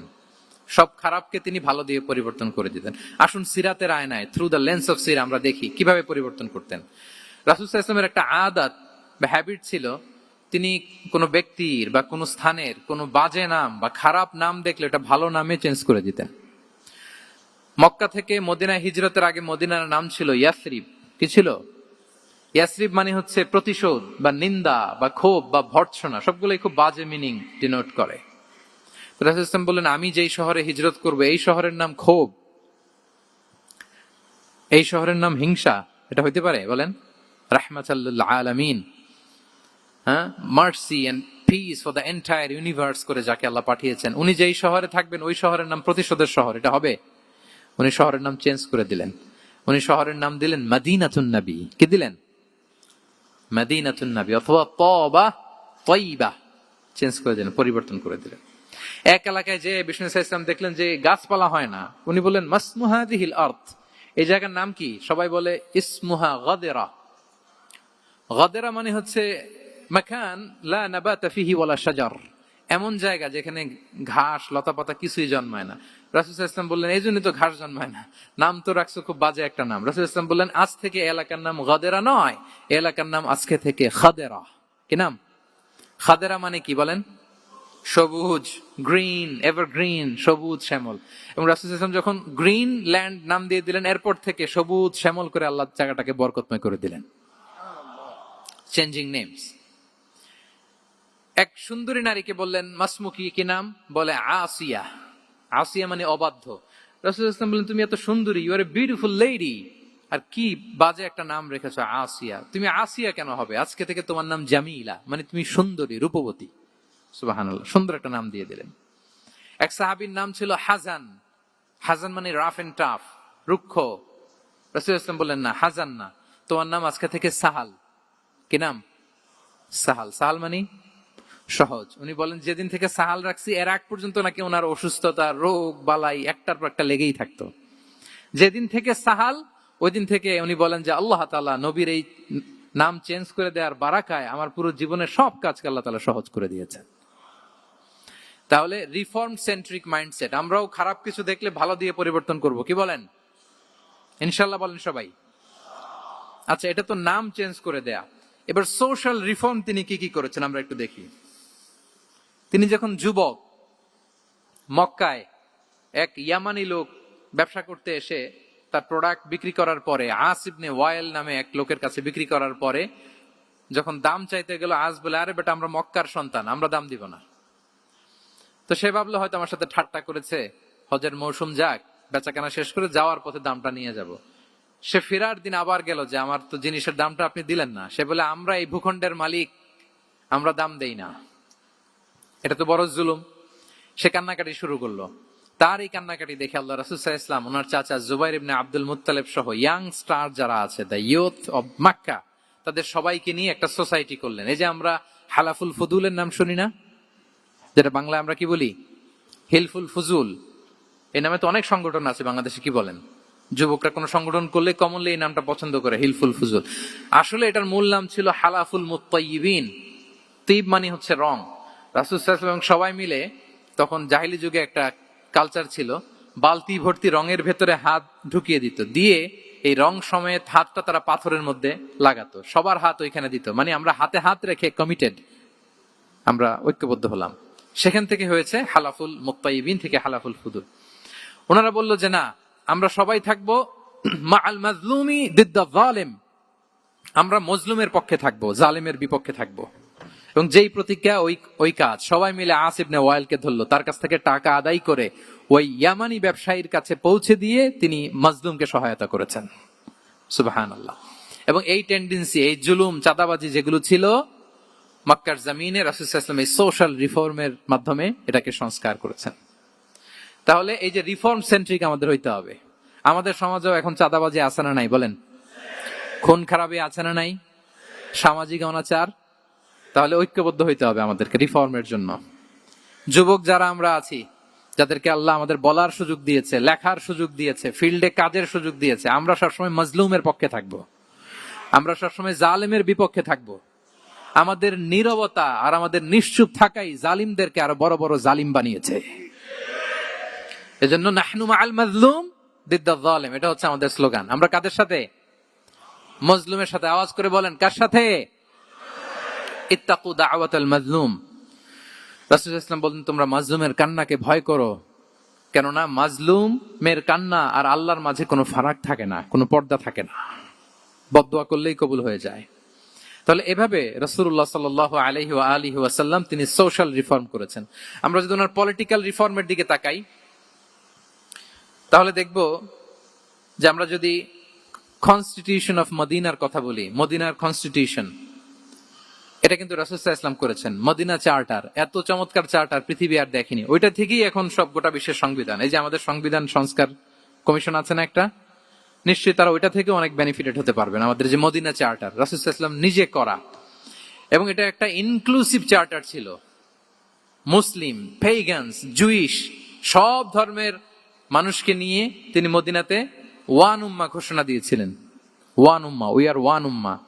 হোক তুমি পেগান মুশরিক, হোক তুমি জুইশ মানে ইহুদি, হোক তুমি মুসলিম, তুমি যেই ধর্মের হও না কেন, মদিনাকে রক্ষা করতে যে আমরা সবাই মিলে উম্মাহ ওয়াহিদা, আমরা সবাই মিলে কি উম্মাহ ওয়াহিদা। পৃথিবীর অনেক দেশ এই আইডিওলজিকে ধারণ করে হু হু করে এগিয়ে গিয়েছে। মালয়েশিয়াতে 3টা রেস, আমি তো প্রায় এক যুগ ওখানে, আমার 2টা ডিগ্রি ওখান থেকে, মাস্টার্স পিএইচডি। আমি কাছ থেকে তাদেরকে দেখার সুযোগ পেয়েছি। ওখানে মালয়েরা আছে, তামিলরা আছে, চাইনিজরা আছে, 3 জাতি মিলে ওদের স্লোগান হচ্ছে সাতু মালয়েশিয়া। মালয় ভাষায় সাতু মানে হচ্ছে ওয়ান, মালয় ভাষায় সাতু মানে কি ওয়ান। সাতু মালয়েশিয়া মানে আমরা হতে পারি চাইনিজ, হতে পারি তামিল, কিংবা হতে পারি মালয় ভূমিপুত্রা, কিন্তু সবাই মিলে দেশের স্বার্থে আমরা সবাই কি এক। এটাই লাগবে আমাদের নতুন বাংলাদেশে। জুলাই আপরাইজিং এর পরে আমাদের এই ঐক্যবদ্ধ থাকার বাংলাদেশ আমরা চাই কি চাই না বলেন? সাম্রাজ্যবাদকে রুখে দিতে, যে কোনো ষড়যন্ত্রকে রুখে দিতে ঐক্যবদ্ধ থাকার কোনো বিকল্প নাই, ঠিক কিনা বলেন? ঐক্যবদ্ধ থাকতে হবে আমাদেরকে, যেটা রাসূলুল্লাহ সাল্লাল্লাহু আলাইহি ওয়া আলিহি ওয়াসাল্লাম মদিনা চার্টারে আমাদেরকে শিখিয়েছেন যে আমরা ওয়ান উম্মাহ। তাহলে খারাপ নাম দেখলে চেঞ্জ করতেন, সমাজে খারাপ কিছু দেখলে সংঘবদ্ধ হয়ে তার বিরুদ্ধে দাঁড়াতেন। পলিটিক্যাল রিফর্ম করেছেন ওয়ান উম্মাহ গঠনের মধ্য দিয়ে। ফিনান্সিয়াল রিফর্ম যদি বলি, শুধু financial reforms by prophet Muhammad peace be upon him, এটা নিয়ে লম্বা কথা বলা যেতে পারে। শুধু একটা উদাহরণ দিয়ে শেষ করি।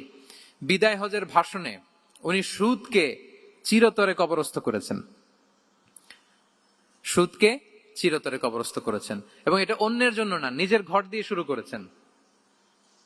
উনি বলেছেন যে এই হানাহানি রক্তপাত এটা বন্ধ, আমার গোত্রের একটা এরকম রক্তের দাবি আছে, এটা আমি শেষ ঘোষণা করলাম। এরপর বললেন যে সুদ কবর দিলাম, অন্য জায়গা থেকে না, আমার পরিবার থেকে। রাসূল সাল্লাল্লাহু আলাইহি ওয়াসাল্লামের চাচা স্বয়ং আব্বাস রাদিয়াল্লাহু তাআলা আনহুর অনেক সুদের ট্রানজাকশন ছিল, ইন্টারেস্ট, সুদের ব্যবসা ছিল। রাসূল সাল্লাল্লাহু আলাইহি ওয়াসাল্লাম বলেন আজকে থেকে এই সুদ আমি চিরতরে মাটির নিচে কবর দিয়ে দিলাম। আল্লাহু আকবার। দেখেন সোশ্যাল রিফর্ম। তাহলে পরিবর্তন করতে হলে আগে নিজের ঘর থেকে, আগে কোত্থেকে? নাকি ওই ফ্যামিলি থেকে? হ্যাঁ, আমাদের মধ্যে যেটা হয়, আমরা ওয়াজ নসিহত বা ভালো কথা শুনলেই এটাকে ধরে নিই যে এটা ওর জন্য, ওর জন্য, মানে প্রত্যেকটা ওয়াজই যে আমার জন্য হইতে পারে, প্রত্যেকটা নসিহাতের যে প্রাইম অডিয়েন্স আমি হইতে পারি, এইটা আমাদের মাথায় কেন যেন আসে না। আমরা কোনো ভালো নসিহত শুনলে আমরা ভাবি এটা আসলে সমাজে দরকার, ওর দরকার, আমার ভাইয়ের দরকার, কিন্তু এটা যে আমার দরকার, প্রতিটা নাসিহাতের প্রথম অডিয়েন্স হওয়া দরকার কে? আমি নিজে। তাহলে পরিবর্তন শুরু করতে হবে নিজ থেকে। ওর এই সমস্যা, ওর এই সমস্যা, ওর এটা, আরে মিয়া তোমার কি সমস্যা ওইটা বলো। শুধু ওর ওর না দেখে নিজেরটাও দেখতে হবে। দেখেন অন্যের দিকে 1 আঙ্গুল দেখালে নিজের দিকে কয় আঙ্গুল যায় বলেন তো? এই যে নিজের দিকে কিন্তু 3টা। আমি যদি এরকম করি তা আমার দিকে আসে 3টা। এজন্য নিজ থেকে, নিজের ফ্যামিলি থেকে আমরা সংস্কার শুরু করব। কি বলেন? ওমরে ফারুক রাদিয়াল্লাহু তাআলা আনহু যখন ফ্যামিলি মিটিং এ বসতেন, উনি ওনার সন্তানদেরকে বলতেন, শোনো, তোমরা খলিফাতুল মুসলিমিন, আমিরুল মুমিনিনের সন্তান, তোমাদের কোনো বাজে কাজ যদি সমাজে আসে, তোমাদের কোনো অন্যায় যদি আমার কানে আসে, অন্যের জন্য যা শাস্তি তোমাদের জন্য হবে ডবল শাস্তি। ওমরে ফারুক সন্তানদেরকে বলতেন, তোমরা যদি কোনো ভুল করো, একটা যদি হদ কায়েম করা লাগে এমন অন্যায় যদি করো, একটা হচ্ছে আল্লাহর দেয়া হদ, আর একটা হবে আমি উমরের দেয়া হদ। আমার মতো খলিফাতুল মুসলিমিনের সন্তান হয়ে পাপ তুমি কেন করলে? দেখেন অন্যের বাচ্চা কি করছে, অন্যের, আমাদের তো ওই মেয়েটার সমস্যা, ওনার ছেলের সমস্যা, এগুলো আমার ছেলের যে কি অবস্থা, আমার পরিবারের যে কি হালাত, আমার স্ত্রীর যে কি দশা, ওইটা নিয়ে আমরা ভ্রুক্ষেপ করি না বা চিন্তা করি না। তাহলে সম্মানিত সুধী মণ্ডলী, আমরা পরিবর্তন শুরু করব কোত্থেকে? অন্যের বাড়িঘর থেকে নাকি? হ্যাঁ, কোত্থেকে? নিজ থেকে। আল্লাহ তাআলা আমাদেরকে তৌফিক দান করুক। তাহলে কয়টা গেল? 4টা। এখন আপনারা তো ক্লান্ত হয়ে গেছেন মনে হচ্ছে, সময় অনেক হয়ে গেছে। আরো কয়েকটা পয়েন্ট বলা যাবে নাকি? হ্যাঁ, মোট কয়টা ছিল পয়েন্ট? সবগুলো শুনবেন? আচ্ছা, 5 নম্বরে হচ্ছে ওপেন মাইন্ডেড। আমার প্রিয় নবী বলেন ওপেন মাইন্ডেড ছিলেন না ন্যারো মাইন্ডেড? সবাই বলবেন, গ্যালারির সবাই আওয়াজ করে, তিনি ওপেন মাইন্ডেড না ন্যারো মাইন্ডেড ছিলেন? রাসূলুল্লাহ সাল্লাল্লাহু আলাইহি ওয়া আলিহি ওয়াসাল্লাম ওপেন মাইন্ডেড ছিলেন। যে কেউ ওনাকে অ্যাপ্রোচ করতেন পারতেন easily, he was very approachable. ছোট বড় আবাল বৃদ্ধ বনিতা ওনার সাথে কথা বলতে স্বাচ্ছন্দ্য বোধ করতো, ভয় পেত না। এজন্য সিরাতের পরতে পরতে দেখবেন এক শিশু এসে প্রশ্ন করে, নারী এসে প্রশ্ন করে, বৃদ্ধ এসে প্রশ্ন করে, বন্ধু এসে প্রশ্ন করে, শত্রু এসে কনভারসেশন করে, সবাই এসে ওনার সাথে কথা বলতে পারতো। সুবহানাল্লাহ। এবং এগুলো উনি অ্যাকোমোডেট করতে পারতেন। কি করতে পারতেন? অ্যাকোমোডেট করতেন। ছোট্ট একটা উদাহরণ দেই, আসির আল হালাবিয়া থেকে নেয়া একটা বিখ্যাত সিরাতের গ্রন্থ। বদরের যুদ্ধে রাসূল সাল্লাল্লাহু আলাইহি ওয়াসাল্লাম বদরের মাঠে সেনা ক্যাম্প স্থাপন করলেন। কি ক্যাম্প? সেনা ক্যাম্প স্থাপন করলেন। আল হুবাব ইবনুল মুনজির রাদিয়াল্লাহু তাআলা আনহু এক সাহাবী, উনি বললেন, ইয়া রাসূলুল্লাহ, এই যে সেনা শিবির যে এখানে স্থাপন করলেন, এটা কি আপনার নিজের ইচ্ছায় না আল্লাহর আদেশে? দেখেন, সেনাপতিরে কোন সাধারণ সৈনিক এই প্রশ্ন করতে পারে? করলে চাকরি থাকবে? কিন্তু রাসূল সাল্লাল্লাহু আলাইহি ওয়াসাল্লামের কাছে সাহস নিয়ে আল হুবাব ইবনুল মুনজির বলে, ইয়া রাসূলুল্লাহ, এই যে সেনা শিবির স্থাপন করলেন, এটা কি আপনার ইচ্ছায় নাকি এটা ওয়াহী? রাসূল সাল্লাল্লাহু আলাইহি ওয়াসাল্লাম বললেন, না, এটা ওয়াহী না, এটা ওয়াহী না, বাল হুয়া রায়ু ওয়াল হারবু ওয়াল মাকিরা, না, এটা যুদ্ধের কৌশল হিসেবে আমি করেছি। আল হুবাব ইবনুল মুনজির বললেন, ইয়া রাসূলুল্লাহ, তাহলে সঠিক জায়গায় সেনা ক্যাম্প স্থাপন হয় নাই। রাসূলের দিকে তাকিয়ে বলতেছেন যে আপনি যেখানে করছেন ওখানে ঠিক হয় না ইয়া রাসূলুল্লাহ, আপনি অভয় দিলে আমি বলতে পারি কোথায় ঠিক হবে। রাসূল সাল্লাল্লাহু আলাইহি ওয়াসাল্লাম বললেন, তাই? আমি যেটা করছি এটা ঠিক হয় নাই, তাহলে কোনটা ঠিক বলো? উনি বললেন, ওই যে বদরে একটা কুয়া আছে যেখানে পানির ব্যবস্থা আছে, ওইটার সামনে ব্যারিকেড দিয়ে আমাদের শিবির করতে হবে। তাহলে আমরা বদরের কুয়া থেকে পানি খাইতে পারবো, সারাদিন পানি খাবো, আর কাফিররা যুদ্ধে তো মারা যাবে, পানির অভাবে মারা যাবে। সুবহানাল্লাহ পড়বেন না? রাসূল সাল্লাল্লাহু আলাইহি ওয়াসাল্লাম বললেন, আরে তাই তো, তুমি তো ঠিকই বলেছো, এভাবে তো আমি ভেবে দেখিনি। আবার তিনি অ্যানাউন্স করে দিলেন যে সেনা শিবির এখানে যেই তাবু টাঙানো হয়েছে এখান থেকে মুভ করে আল হুবাব যেখানে ইন্ডিকেট করেছে ঠিক ওই জায়গায় যে শিবির স্থাপন করো।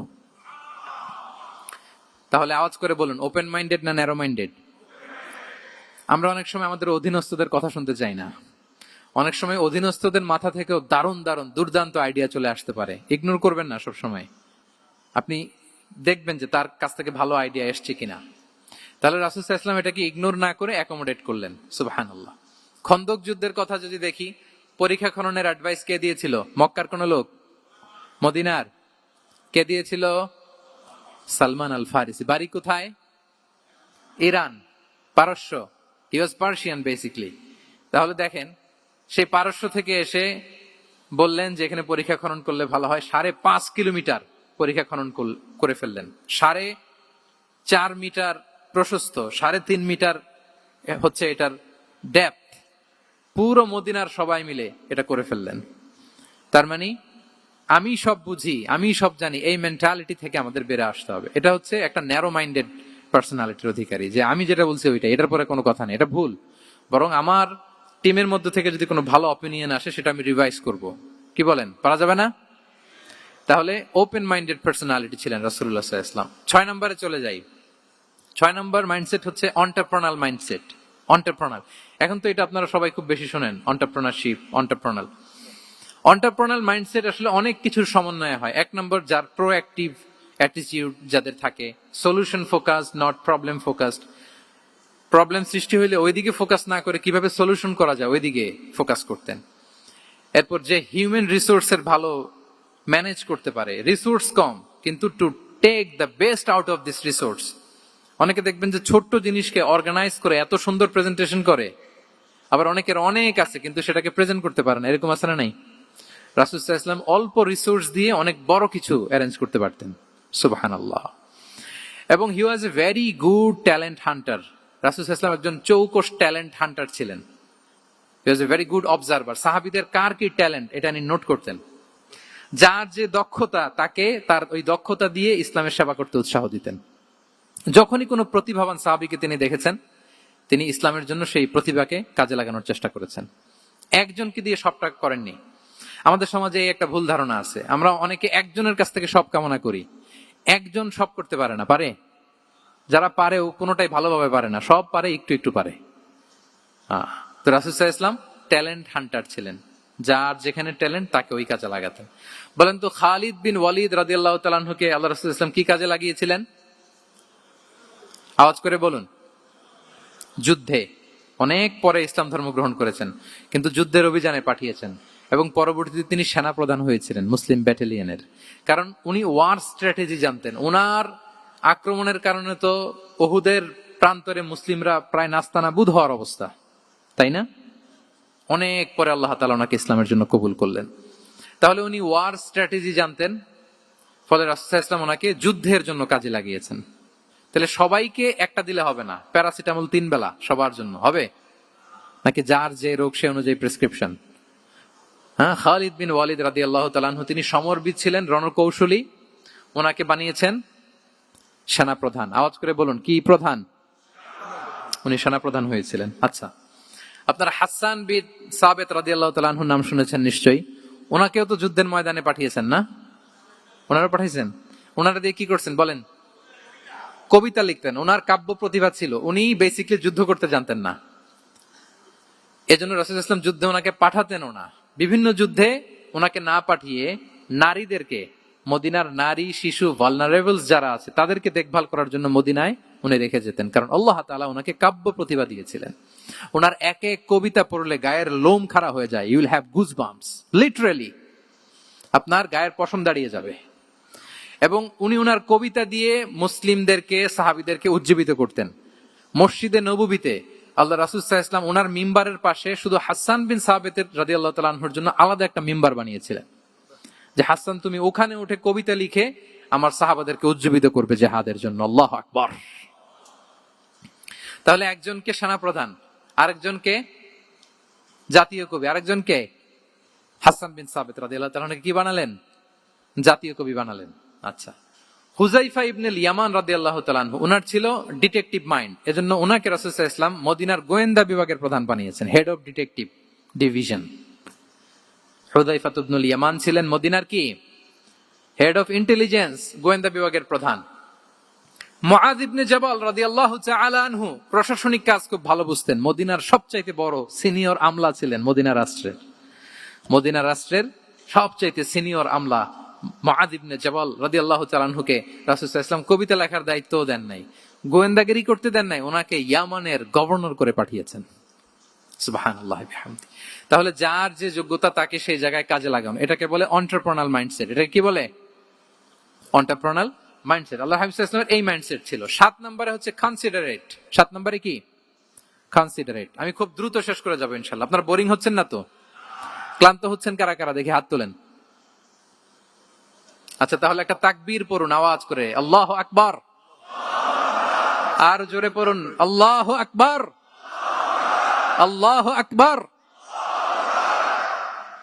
মাশাআল্লাহ, এই তো ক্লান্তি টান্তি চলে গেছে না? এবার ঘুমটুম ঝিমুনি যেটা আসছে চলে গেছে আলহামদুলিল্লাহ।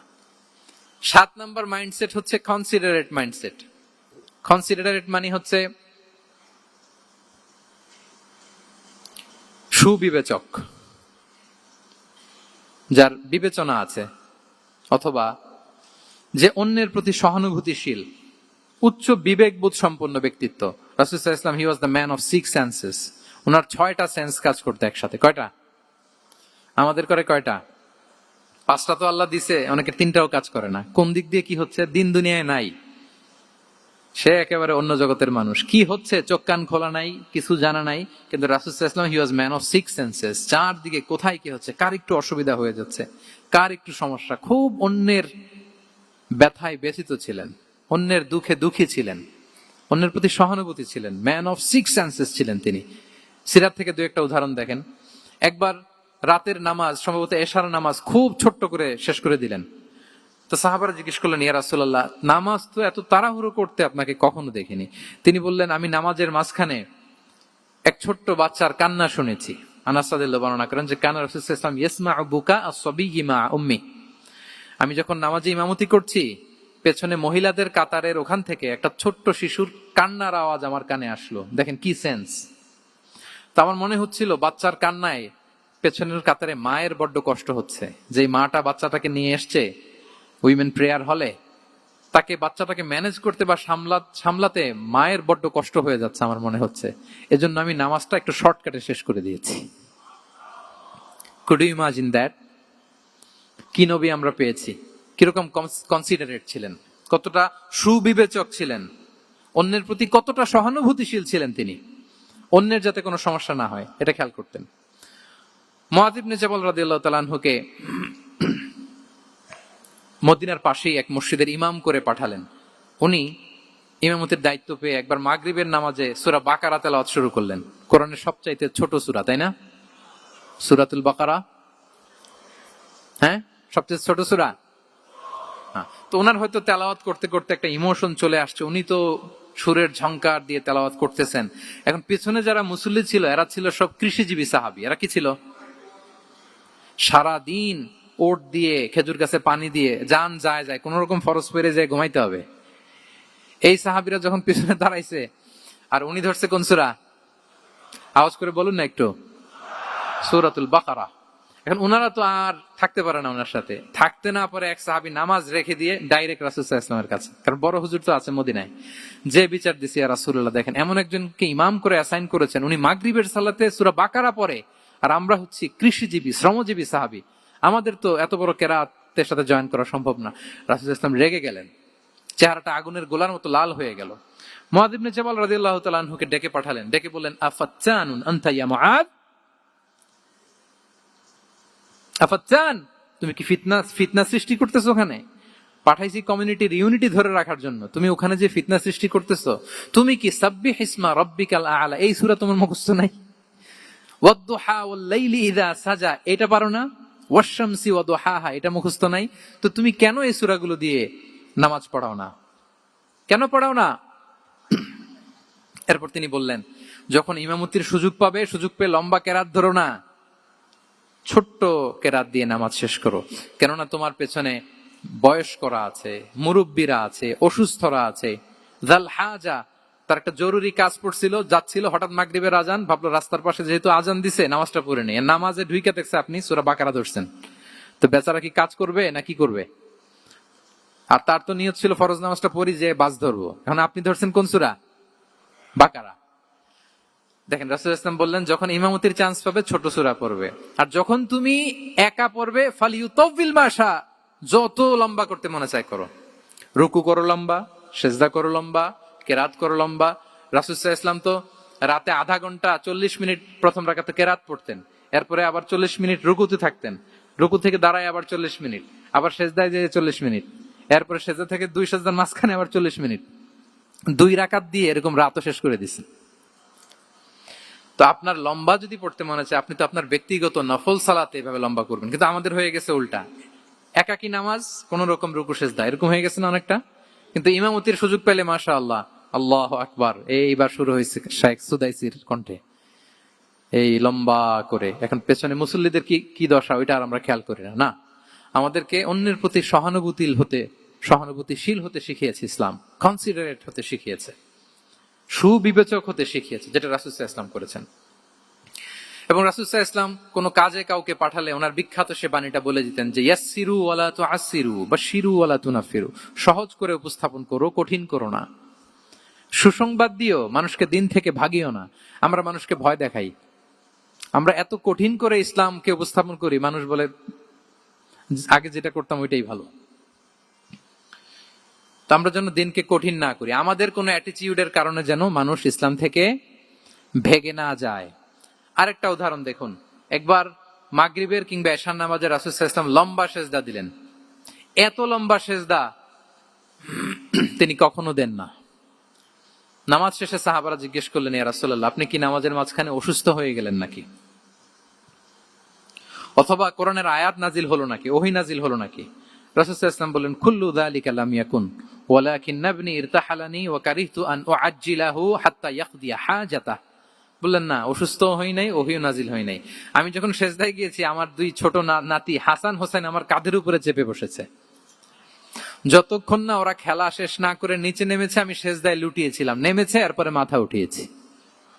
আমার মাথা উঠানোর কারণে ওদের খেলার একটু ডিস্টার্ব হবে, এজন্য আমি আর সেজদা থেকে মাথা উঠাই নাই। সুবহানাল্লাহ পড়বেন না? দেখেন, নাতির খেলার যেন ডিস্টার্ব না হয়। পেছনের মহিলা সারির এক বোনের নামাজের সমস্যা হচ্ছে, এগুলো উনি খেয়াল করতেন। ছোট্ট ছোট্ট বিষয়গুলো উনি খেয়াল করতেন। এটাকে বলে কনসিডারেট মাইন্ডসেট। কি বলে? তাহলে আমরা অন্যের প্রতি যেন সহানুভূতিশীল হই, নাকি শুধু নিজেরটাই দেখবো? অন্যেরটা দেখার দরকার আছে না নাই বলেন? আচ্ছা, 8 নাম্বার হচ্ছে ট্রান্সপারেন্সি। খাবো না। ট্রান্সপারেন্সি মানে হচ্ছে স্বচ্ছতা।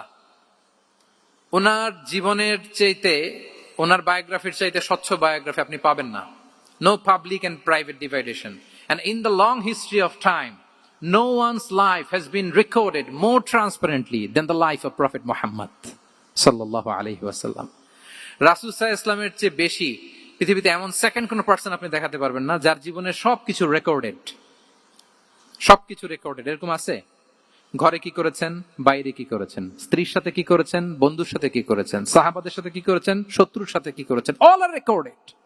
সব and crystal clear, একেবারে স্বচ্ছ পানির মতো, স্ফটিক কাচের মতো ক্লিয়ার, ট্রান্সপারেন্ট। ওনার সব কাজে উনি স্বচ্ছতা বজায় রাখতে চাইতেন।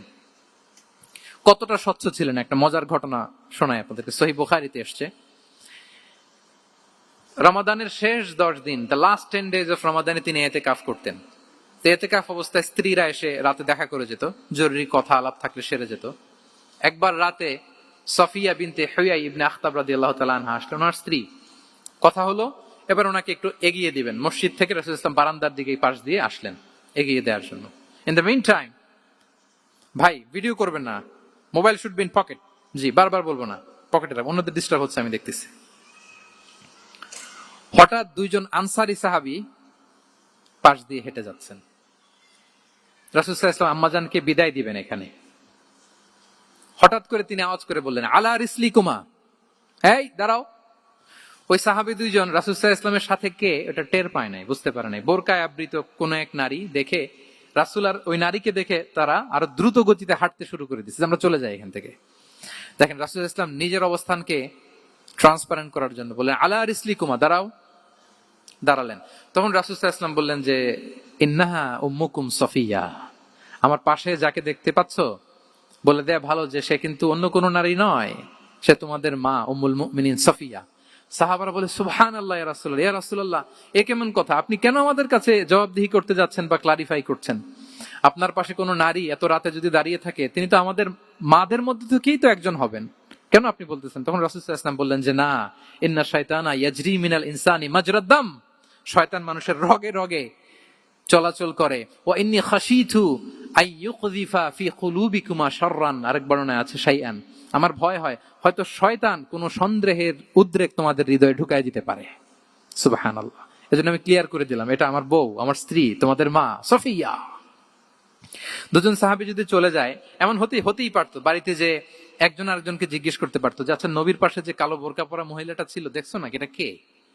তখন একজন হয়তো বলতো, কে আর হবে, আমাদের মাই তো হবে, কোন এক মা। আরেকজন বলবে, আমাদের উম্মুল মুমিনের কেউ ছিল নাকি অন্য কেউ? এরকম একটা হুট করে সন্দেহের উদ্রেক মাথায় আসতে পারে না যে ওনার স্ত্রী ছিল না অন্য কেউ ছিল? আসতে পারে কি পারে না বলেন? ওই সন্দেহের অবকাশটুকু রাসূল সাল্লাল্লাহু আলাইহি ওয়াসাল্লাম রাখেন নাই।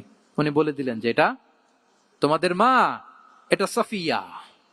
এই সন্দেহের অবকাশের কোনো সুযোগ নাই। তাহলে রাসূল সাল্লাল্লাহু আলাইহি ওয়াসাল্লামের পুরো লাইফ ছিল ট্রান্সপারেন্ট, একেবারে স্বচ্ছ। আমি অনেক পয়েন্টস নিয়ে এসেছি, এটা 2-3 ঘন্টার আলোচনায় চলে যাবে। আমি প্রত্যেকটা পয়েন্টে একটা বা দুইটা ঘটনা দিয়ে শেষ করতেছি।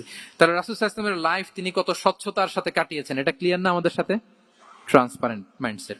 9 নাম্বার হচ্ছে অ্যাপ্রিসিয়েটিভ। 9 নাম্বার কি? অর্থাৎ অন্যের প্রশংসা করা। আমরা অনেক সময় অন্য কেউ ভালো কাজ করলে অ্যাপ্রিসিয়েট করতে চাই না। আমরা গুণমুগ্ধ হই কিন্তু গুণগ্রাহী হতে চাই না। অন্যরে ক্রেডিট দিতে চাই না, তার ভালো কাজের স্বীকৃতি দিতে চাই না। হয়তো আমার দলের লোক না, বা আমার চিন্তার লোক না, বা আমার সার্কেলের লোক না। তার প্রশংসা করতে চাই না, তার গুণগ্রাহী হতে চাই না, এরকম মেন্টালিটি আমরা অনেকে ক্যারি করি না? রাসূল সাল্লাল্লাহু আলাইহি ওয়াসাল্লাম এটা করেননি। ভালো কিছু দেখলে মুসলিম হোক অমুসলিম হোক এপ্রিসিয়েট করতেন। Basically he develop the culture of appreciation. এটা আমাদের করতে হবে। আপনার ছেলে ভালো কিছু করেছে, এপ্রিসিয়েট করেন, ও কনফিডেন্স ফিরে পাবে। আপনার স্ত্রী ভালো রান্না করেছে, এপ্রিসিয়েট করেন, সে আনন্দিত হবে। আপনার বন্ধু ভালো কিছু একটা করেছে, তাকে ইন্সপায়ার করেন, এপ্রিসিয়েট করেন।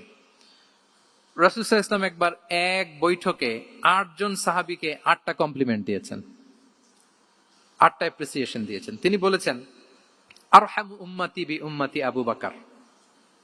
দেখেন, 8 জন সাহাবীর 8টা গুণের বর্ণনা দিচ্ছেন। তিনি বললেন, আমার উম্মতের মধ্যে সবচাইতে রহম দিলের সাহাবী হচ্ছে কে? সবাই বলুন তো কে? আবু বকর রাদিয়াল্লাহু তাআলা। এত রহম দিলের ছিলেন, উনি যখন আল্লাহ রাসূল সাল্লাল্লাহু আলাইহি ওয়াসাল্লামের ইন্তেকালের পরে মসজিদে নববীতে যখন নামাজে দাঁড়াতেন, কান্নার চোটে উনি কেরাতই পড়তে পারতেন না।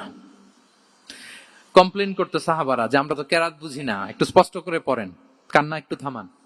কেন কাঁদতেন?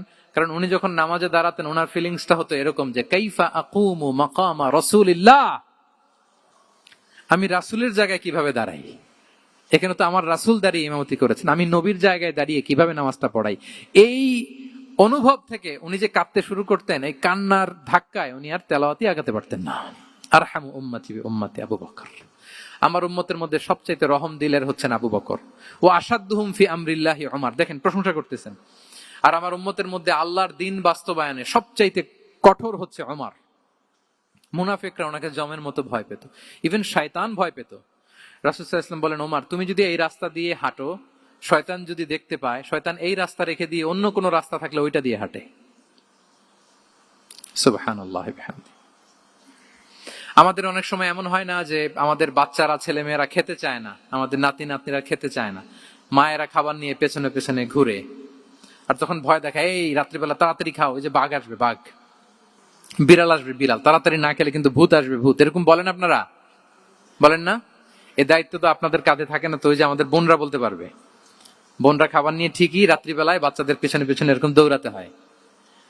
তো কি বলতে হয় যে এই ভূত আসলো ভূত, ওই যে বিড়াল আসলো বিড়াল, কুকুর আসলো, এগুলো বললে বাচ্চারা আবার ভয় পায়, তাড়াতাড়ি করে খায়। তো মদিনাতেও মদিনার বাচ্চারা খেতে চাইতো না। তো খেতে না চাইলে মায়েরা ভূত আসতেছে, ভাল্লুক আসতেছে, এগুলো না বলে বলতো, হা হুয়া ইয়াতি উমর, ইয়াতি উমর, তাড়াতাড়ি খাও তাড়াতাড়ি খাও, ওই যে ওমর আসতেছে ওমর। সুবহানাল্লাহি ওয়া বিহামদিহি। ওয়া আশাদ্দুহুম ফি আমরিল্লাহি উমর। আল্লাহর দিন বাস্তবায়নে সবচেয়ে কঠোর ছিলেন ওমর রাদিয়াল্লাহু তাআলা আনহু। ওয়া আসদাকুহুম হায়াআন উসমান। সবচেয়ে লাজুক সাহাবী ছিলেন উসমান রাদিয়াল্লাহু তাআলা আনহু। শুধু অর্থ বলে যাই। ওয়া আকরাউহুম লিকিতাবিল্লাহি উবাই ইবনে কাব। সবচেয়ে কোরআনের ভালো কেরাত পড়তে পারতেন উবাই ইবনে কাব। আফরাদুহুম যায়েদ ইবনে সাবিত। উত্তরাধিকার বন্টনের নীতিমালা, ফারায়েজের জ্ঞান ছিল যায়েদ ইবনে সাবিত রাদিয়াল্লাহু তাআলা। ওয়া আ'লামুহুম বিল হালালি ওয়াল হারামি মুআদ ইবনে জাবাল। এই উম্মতের হালাল হারামের স্পেশালিস্ট সাহাবী হচ্ছেন মুআদ ইবনে জাবাল। আলা ওয়া ইন্না লিকুল্লি উম্মাতিন আমিনান ওয়া আমিনা হাযিহিল উম্মাহ আবু উবাইদা ইবনুল জাররাহ। সব উম্মতের একজন বিশ্বস্ত লোক থাকে, এই উম্মতের সবচাইতে বিশ্বস্ত লোক হচ্ছে আবু উবাইদা ইবনুল জাররাহ। দেখেন, 8 জন সাহাবীর 8টা গুণের কথা বললেন। আচ্ছা, রাসূল সাল্লাল্লাহু আলাইহি ওয়াসাল্লাম যখন সাহাবীদের প্রশংসা করেছেন, ওই সাহাবীদের কেমন লেগেছে বলেন তো? ফিলিংসটা ভালো লেগেছে না? হৃদয়ে জুড়িয়েছে, ইন্সপায়ার্ড হয়েছেন, মোটিভেটেড হয়েছেন, আরো ভালোর প্রতিযোগিতা কি করে করা যায়, আরো অগ্রগামী হয়েছেন, ঠিক কিনা বলেন? তাহলে ভালো দেখলে প্রশংসা করবেন তো, নাকি এপ্রিসিয়েট করবেন? সাহাবীদের মধ্যে সবচাইতে সুরেলা গলার কণ্ঠের অধিকারী ছিলেন আবু মুসা আল-আশআরী রাদিয়াল্লাহু তাআলা আনহু। তো রাসূল সাল্লাল্লাহু আলাইহি ওয়াসাল্লাম একবার রাত্রিবেলা তার বাসার পাশ দিয়ে যাচ্ছিলেন, দীর্ঘ সময় ওনার কণ্ঠের তেলাওয়াত শুনলেন। পরের দিন সকালে বললেন যে, আবু মুসা, তুমি তো চমৎকার গলায় তেলাওয়াত করো। আবু মুসা বলে, ইয়া রাসূলুল্লাহ, আমি তো কোনোদিন আপনার সামনে দাঁড়িয়ে তেলাওয়াত করি না, আপনি কি করে জানলেন? রাসূল সাল্লাল্লাহু আলাইহি ওয়াসাল্লাম বললেন, গত রাতে তুমি যখন তেলাওয়াত করছিলে, আমি তোমার ঘরের পাশ দিয়ে যাচ্ছিলাম, আমি মনোযোগ দিয়ে শুনেছি। আবু মুসা বলে, ইয়া রাসূলুল্লাহ, আপনি আমার তেলাওয়াত শুনতেছেন, ওইটা জানলে তো আমি ফজর পর্যন্ত তেলাওয়াত চালিয়ে যেতাম, হাত্তাল ফাজর আমি তেলাওয়াত চালিয়ে যেতাম ইয়া রাসূলুল্লাহ। আল্লাহ রাসূল সাল্লাল্লাহু আলাইহি ওয়াসাল্লাম তখন বললেন, লাকাদ উতিতা মিজমারান মিন মাজামিরি আলি দাউদ। হে আবু মুসা, দাউদ আলাইহিস সালামের গলায় আল্লাহ তাআলা যেমনি সুরের ঝংকার দিয়েছেন, এই উম্মতের মধ্যে তোমার গলায় আল্লাহ সেই সুরের লহরী ঢেলে দিয়েছে। বলেন এই এপ্রিসিয়েশন যখন রাসূলের মুখ থেকে পাইলো কেমন লাগবে ওনার? বলেন। এখানে ধরেন আপনি কেউ হাফেজে কোরআন, শেখ সুদাইস যদি বলে যে মাশাআল্লাহ মাশাআল্লাহ আনতা কারিউল কুররা, আপনাকে যদি এটা বলে কেমন লাগবে আপনার? হ্যাঁ, সারা দুনিয়া তো এটা বলে বেড়াবেন যে শেখ সুদাইস আমার রেসিটেশনের প্রশংসা করেছে, খাবার ইমাম আমার প্রশংসা এপ্রিসিয়েট করেছে। আর স্বয়ং রাসূলুল্লাহ সাল্লাল্লাহু আলাইহি ওয়াসাল্লাম যখন বলে তোমার গলায় আল্লাহ সুরের ঝংকার ঢেলে দিয়েছে, তখন ওনার কেমন লেগেছে? এজন্য আপনার ছেলে মেয়ে স্ত্রী বন্ধু আপনার সার্কেলের কেউ কোনো ভালো কাজ করলে কৃপণতা করবেন না, এপ্রিসিয়েট করুন। রাসূল সাল্লাল্লাহু আলাইহি ওয়াসাল্লাম এপ্রিসিয়েশন আমাদেরকে শিখিয়েছেন। ইভেন মুখাইরেক নামে এক ইহুদি ছিল, মদিনার সব ইহুদিরা বিট্রে করেছে, কিন্তু এই মুখাইরেক নামে এক ইহুদি উহুদের যুদ্ধে মুসলিমদের পক্ষে লড়াই করে নিহত হয়েছে। সে তার কথা রেখেছে। মুসলিম সাহাবীদের শহীদদের লাশের সাথে যখন এই ইহুদি তার লাশও আনা হলো, রাসূল সাল্লাল্লাহু আলাইহি ওয়াসাল্লাম তার দিকে তাকায় বললেন মুখাইরিক খায়রু ইয়াহুদ, Mukhayriq is the best among Jewish. তিনি বললেন মুখাইরিক, এই পৃথিবীতে যত ইহুদি আছে এখানকার ইহুদিদের মধ্যে মুখাইরিক হচ্ছে সবচেয়ে শ্রেষ্ঠ ইহুদি। দেখেন মুখাইরিক কোন ধর্মের ছিলেন? মুসলিম নাকি? কোন ধর্মের? ইহুদি হওয়ার পরেও তাকে এপ্রিসিয়েশন করতে রাসূল সাল্লাল্লাহু আলাইহি ওয়াসাল্লাম ভুলেন নাই। তাহলে আমরা জন্য এপ্রিসিয়েটিভ মাইন্ডসেটের অধিকারী হই। কটা গেল? 10 নম্বরে হচ্ছে ফ্লেক্সিবল। 10 নম্বরে কি? ফ্লেক্সিবল, মানে কোন বিষয়ে খুব অনড় হয়ে থাকা, এটা রাসূল সাল্লাল্লাহু আলাইহি ওয়াসাল্লাম ছিলেন না, ফ্লেক্সিবল ছিলেন। আমরা অনেক সময় বলি না যে ভাই আপনি কি 9টায় আসতে পারবেন না 10টায়? বলে আম ফ্লেক্সিবল উইথ দিস, মানে যেটা বলবেন আমার সমস্যা। এরকম ইজি গোয়িং ছিলেন উনি, গো ধরে থাকতেন না, যে কোনো পরিস্থিতিকে সামলে নিতেন। ফ্লেক্সিবল হচ্ছে যে কোনো পরিবেশ পরিস্থিতির সাথে নিজেকে মানিয়ে নেওয়া, খাপ খাওয়া, নিজেকে সামলে নেওয়া, সলিউশন বের করে ফেলা, এটা রাসূল সাল্লাল্লাহু আলাইহি ওয়াসাল্লামের ছিল। এটাকে বলে ফ্লেক্সিবল মাইন্ডসেট। নাজরানের 60 জন খ্রিস্টান পাদ্রী এসেছিল মদিনায় দেখা করতে। কোন ধর্মের? খ্রিস্টান। সবাই আওয়াজ করে বলুন কোন ধর্মের? খ্রিস্টান। এখন এত মানুষকে সম্মানিত মেহমানকুনি কোথায় বসতে দিবেন? পরামর্শ করলেন কোথায় বসতে দেয়া যায়। এক সাহাবী বলে আমার কাছে কিছু খেজুর পাতা আছে, ওটা বিছায়া একটা জায়গা করি ওখানে বসি। রাসূল সাল্লাল্লাহু আলাইহি ওয়াসাল্লাম বললেন না, দামি মেহমান, এটা হয়? আরেকজন বলে বিকেল বেলায় তো সূর্য পড়ে যাবে, পাহাড়ের ছায়ায় উহুদ পাহাড়ের ওই পাশে যেয়ে বসি। রাসূল সাল্লাল্লাহু আলাইহি ওয়াসাল্লাম বললেন না, এটাও তো হয় না। বলতে বলতে ওই 60 জন পাদ্রী চলেই আসছেন এই মানে বিদেশি মেহমান, ফরেন ডেলিগেশন। কি করবেন? রাসূল সাল্লাল্লাহু আলাইহি ওয়াসাল্লাম 60 জনকে মসজিদে নববীর ভেতরে নিয়ে বসালেন। সুবহানাল্লাহ পড়তে পারলেন না? মসজিদে নববীর ভেতরে বসালেন। এবং সিরাতে ইবনে ইসহাকে এসেছে যে তখন ওদের আবার ইবাদতের সময় হয়েছে, রাসূল সাল্লাল্লাহু আলাইহি ওয়াসাল্লাম তাদেরকে ইবাদতেরও সুযোগ দিয়েছেন। তাদের কিবলা পূর্ব দিকে, তারা পূর্ব দিকে হয়ে 60 জন ওখানে ইবাদত করেছে, তাদের ধর্ম রীতি অনুযায়ী সালাত আদায় করেছে। দেখেন কতটা ফ্লেক্সিবল ছিলেন রাসূল সাল্লাল্লাহু আলাইহি ওয়াসাল্লাম। ফজরের সালাতের পরে ঘরে ঢুকেই আম্মা জান আয়েশাকে জিজ্ঞেস করতেন কোনো খাবার আছে? আম্মা জান আয়েশা যদি বলতেন আছে, তিনি সেটা খেতেন। কোনদিন যদি বলতেন না ইয়া রাসূলুল্লাহ ঘরে তো খাবার নাই, তখন রাসূল সাল্লাল্লাহু আলাইহি ওয়াসাল্লাম বলতেন ফাইন্নী সাইম, অসুবিধা নাই, খাবার যেহেতু নাই আমি রোজা রেখে দিলাম। কত ইজি গোয়িং। আচ্ছা আমরা হলে কি করতাম বলেন তো? ফজরের পরে ঘরে গেছেন আপনি, বড় সাহেব না, এবার যাওয়ার পরে জিজ্ঞেস করছেন কি আছে খাবার দাও, যদি বলে ঘরে কিছু নাই, কি বলবেন দেখি? কয়েকটা উত্তর আসুক। ফজরে মসজিদে অনেক কিছু করে টোরে ক্ষুধা পেটে ঘরে গেলেন, যে বললেন যে টেবিলে বসে বললেন যে খাবার দাও, এখন বলে যে কিছু নাই ঘরে, কি উত্তর আসবে? এখান থেকে একটা উত্তর আসুক, বলেন কি বলবেন? হ্যাঁ খবর আছে? এই তো এদিকে বলেন, আপনি কি বলবেন? আপনারা আলহামদুলিল্লাহ বলে না, কিন্তু বাসায় বলে না। পিছনে ভাবিরা আছে, এখন কিন্তু রিপোর্ট নেওয়া যাবে সহজে। তো যদি আমরা আলহামদুলিল্লাহ বলি, that is called easy going and flexible mindset. এটাই হওয়া উচিত। খাবার থাকলে খেতেন, না থাকলে বলতেন okay I am fasting, it's not a big deal, ফাইন্নী সাইম, যেহেতু নাই কি আর করবো, আমি রোজা রেখে দিলাম। এরকম ইজি গোয়িং ছিলেন। দেখেন his life was so simple but so special. Muhammad সাল্লাল্লাহু আলাইহি ওয়াসাল্লাম তাহলে ফ্লেক্সিবল ছিলেন। কয়টা গেল? আর কয়টা বাকি? আচ্ছা 5 মিনিটে শেষ করে দেই। 11 নাম্বার হচ্ছে অপটিমিস্টিক মাইন্ডসেটের অধিকারী ছিলেন। অপটিমিস্টিক, পেসিমিস্টিক ছিলেন না, মানে ইতিবাচক চিন্তা করতেন সবসময়। কি চিন্তা করতেন? আপনি আজকের এই হল রুমের কিছু ভুল ধরতে পারবেন না? যদি বলে যে কয়েকটা ভুল ধরেন, বলবেন যে এই সমস্যা, সাউন্ডের সমস্যা, ওইদিকে এটা নাই, ওইদিকে এটা নাই, এটা হচ্ছে ভুল। আপনি প্যাসিমিস্টিকটা ধরলেন। এবার যদি বলা হয় আজকের এই প্রোগ্রামের কয়েকটা পজিটিভ দিক বলেন, তখন আপনি কিন্তু কয়েকটা পয়েন্ট বের করতে পারবেন যে এটা ছিল একটা ইতিবাচক দিক, এই প্রোগ্রামের এটা ছিল একটা পজিটিভ দিক। তো রাসূল সাল্লাল্লাহু আলাইহি ওয়াসাল্লাম ওই পজিটিভ দিকগুলোতে ফোকাস করতেন। হ্যাঁ, come back positive, not go back negative. রাসূল সাল্লাল্লাহু আলাইহি ওয়াসাল্লামের কাছে এসে যদি কেউ বলতে, ইয়া রাসূলুল্লাহ আমি খুব অসুস্থ, আমি খুবই অসুস্থ, রাসূল সাল্লাল্লাহু আলাইহি ওয়াসাল্লাম কি বলতেন জানেন? জি, রাসূল সাল্লাল্লাহু আলাইহি ওয়াসাল্লাম বলতেন লা বাসা আলাইকা তাহুরুন ইনশাআল্লাহ। ইয়া রাসূলুল্লাহ আমি অসুস্থ। রাসূল সাল্লাল্লাহু আলাইহি ওয়াসাল্লাম বলতেন আরে don't worry, it will cleanse up you from your sins if Allah wish. ইনশাআল্লাহ এতে তোমার যে গুনাহ টুনা আছে, পাপ আছে, এই পাপগুলোকে আল্লাহ তাআলা এই অসুস্থতা দিয়ে মোচন করে দিচ্ছেন। পড়েন সুবহানাল্লাহ। তাইলে আপনি অসুস্থতার মধ্যে একটু হালকা হলেন না, যে জ্বরে ভুগতেছি কিন্তু এই জ্বরে নাকি আমার গুনাহ মাফ হয়ে যায়। পেটের ব্যথায় আক্রান্ত, মাথা ব্যথায় আক্রান্ত, কিন্তু এটাতে নাকি আল্লাহ আমার পাপ মোচন করে দেয়, তাহলে একটু ভাল লাগবে না?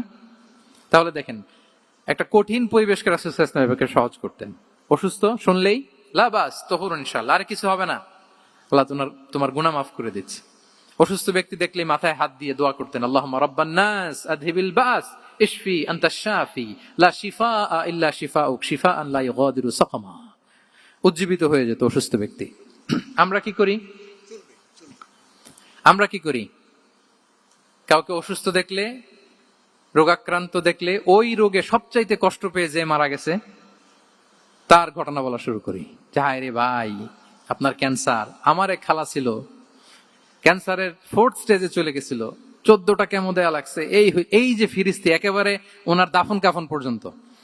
এখন বলেন, ওই লোক যাও সুস্থ ছিল, এখন আর সুস্থ থাকবে? কথা বলেন, থাকবে? একটা দিব্যি সুস্থ মানুষকে যদি আপনি বলেন ভাই আপনাকে দেখতে কেমন যেন একটু রোগা রোগা লাগতেছে, অসুস্থ নাকি? এরপরে প্ল্যান করে ধরেন আপনি বললেন, উনি আবার ওদিকে যাওয়ার পরে আরেকজনকে প্ল্যান করে বলতে বললেন, বললো ভাই ব্যাপার কি, চেহারাটা কেমন শুকনা শুকনা। এরকম 5 জন বলার পরে ওই বিকেলে কাঁথা গায়ে দিয়ে শুয়ে ফেলবে বিছানায়। তোরে আপনি অসুস্থ এমনি বানায় ফেলছেন। কিন্তু রাসূলুল্লাহ সাল্লাল্লাহু আলাইহি ওয়া আলিহি ওয়াসাল্লাম উনি বলতেন লাবাস লাবাস আলাইক তাহুরুন ইনশাআল্লাহ, আরে সুস্থ হয়ে যাবা।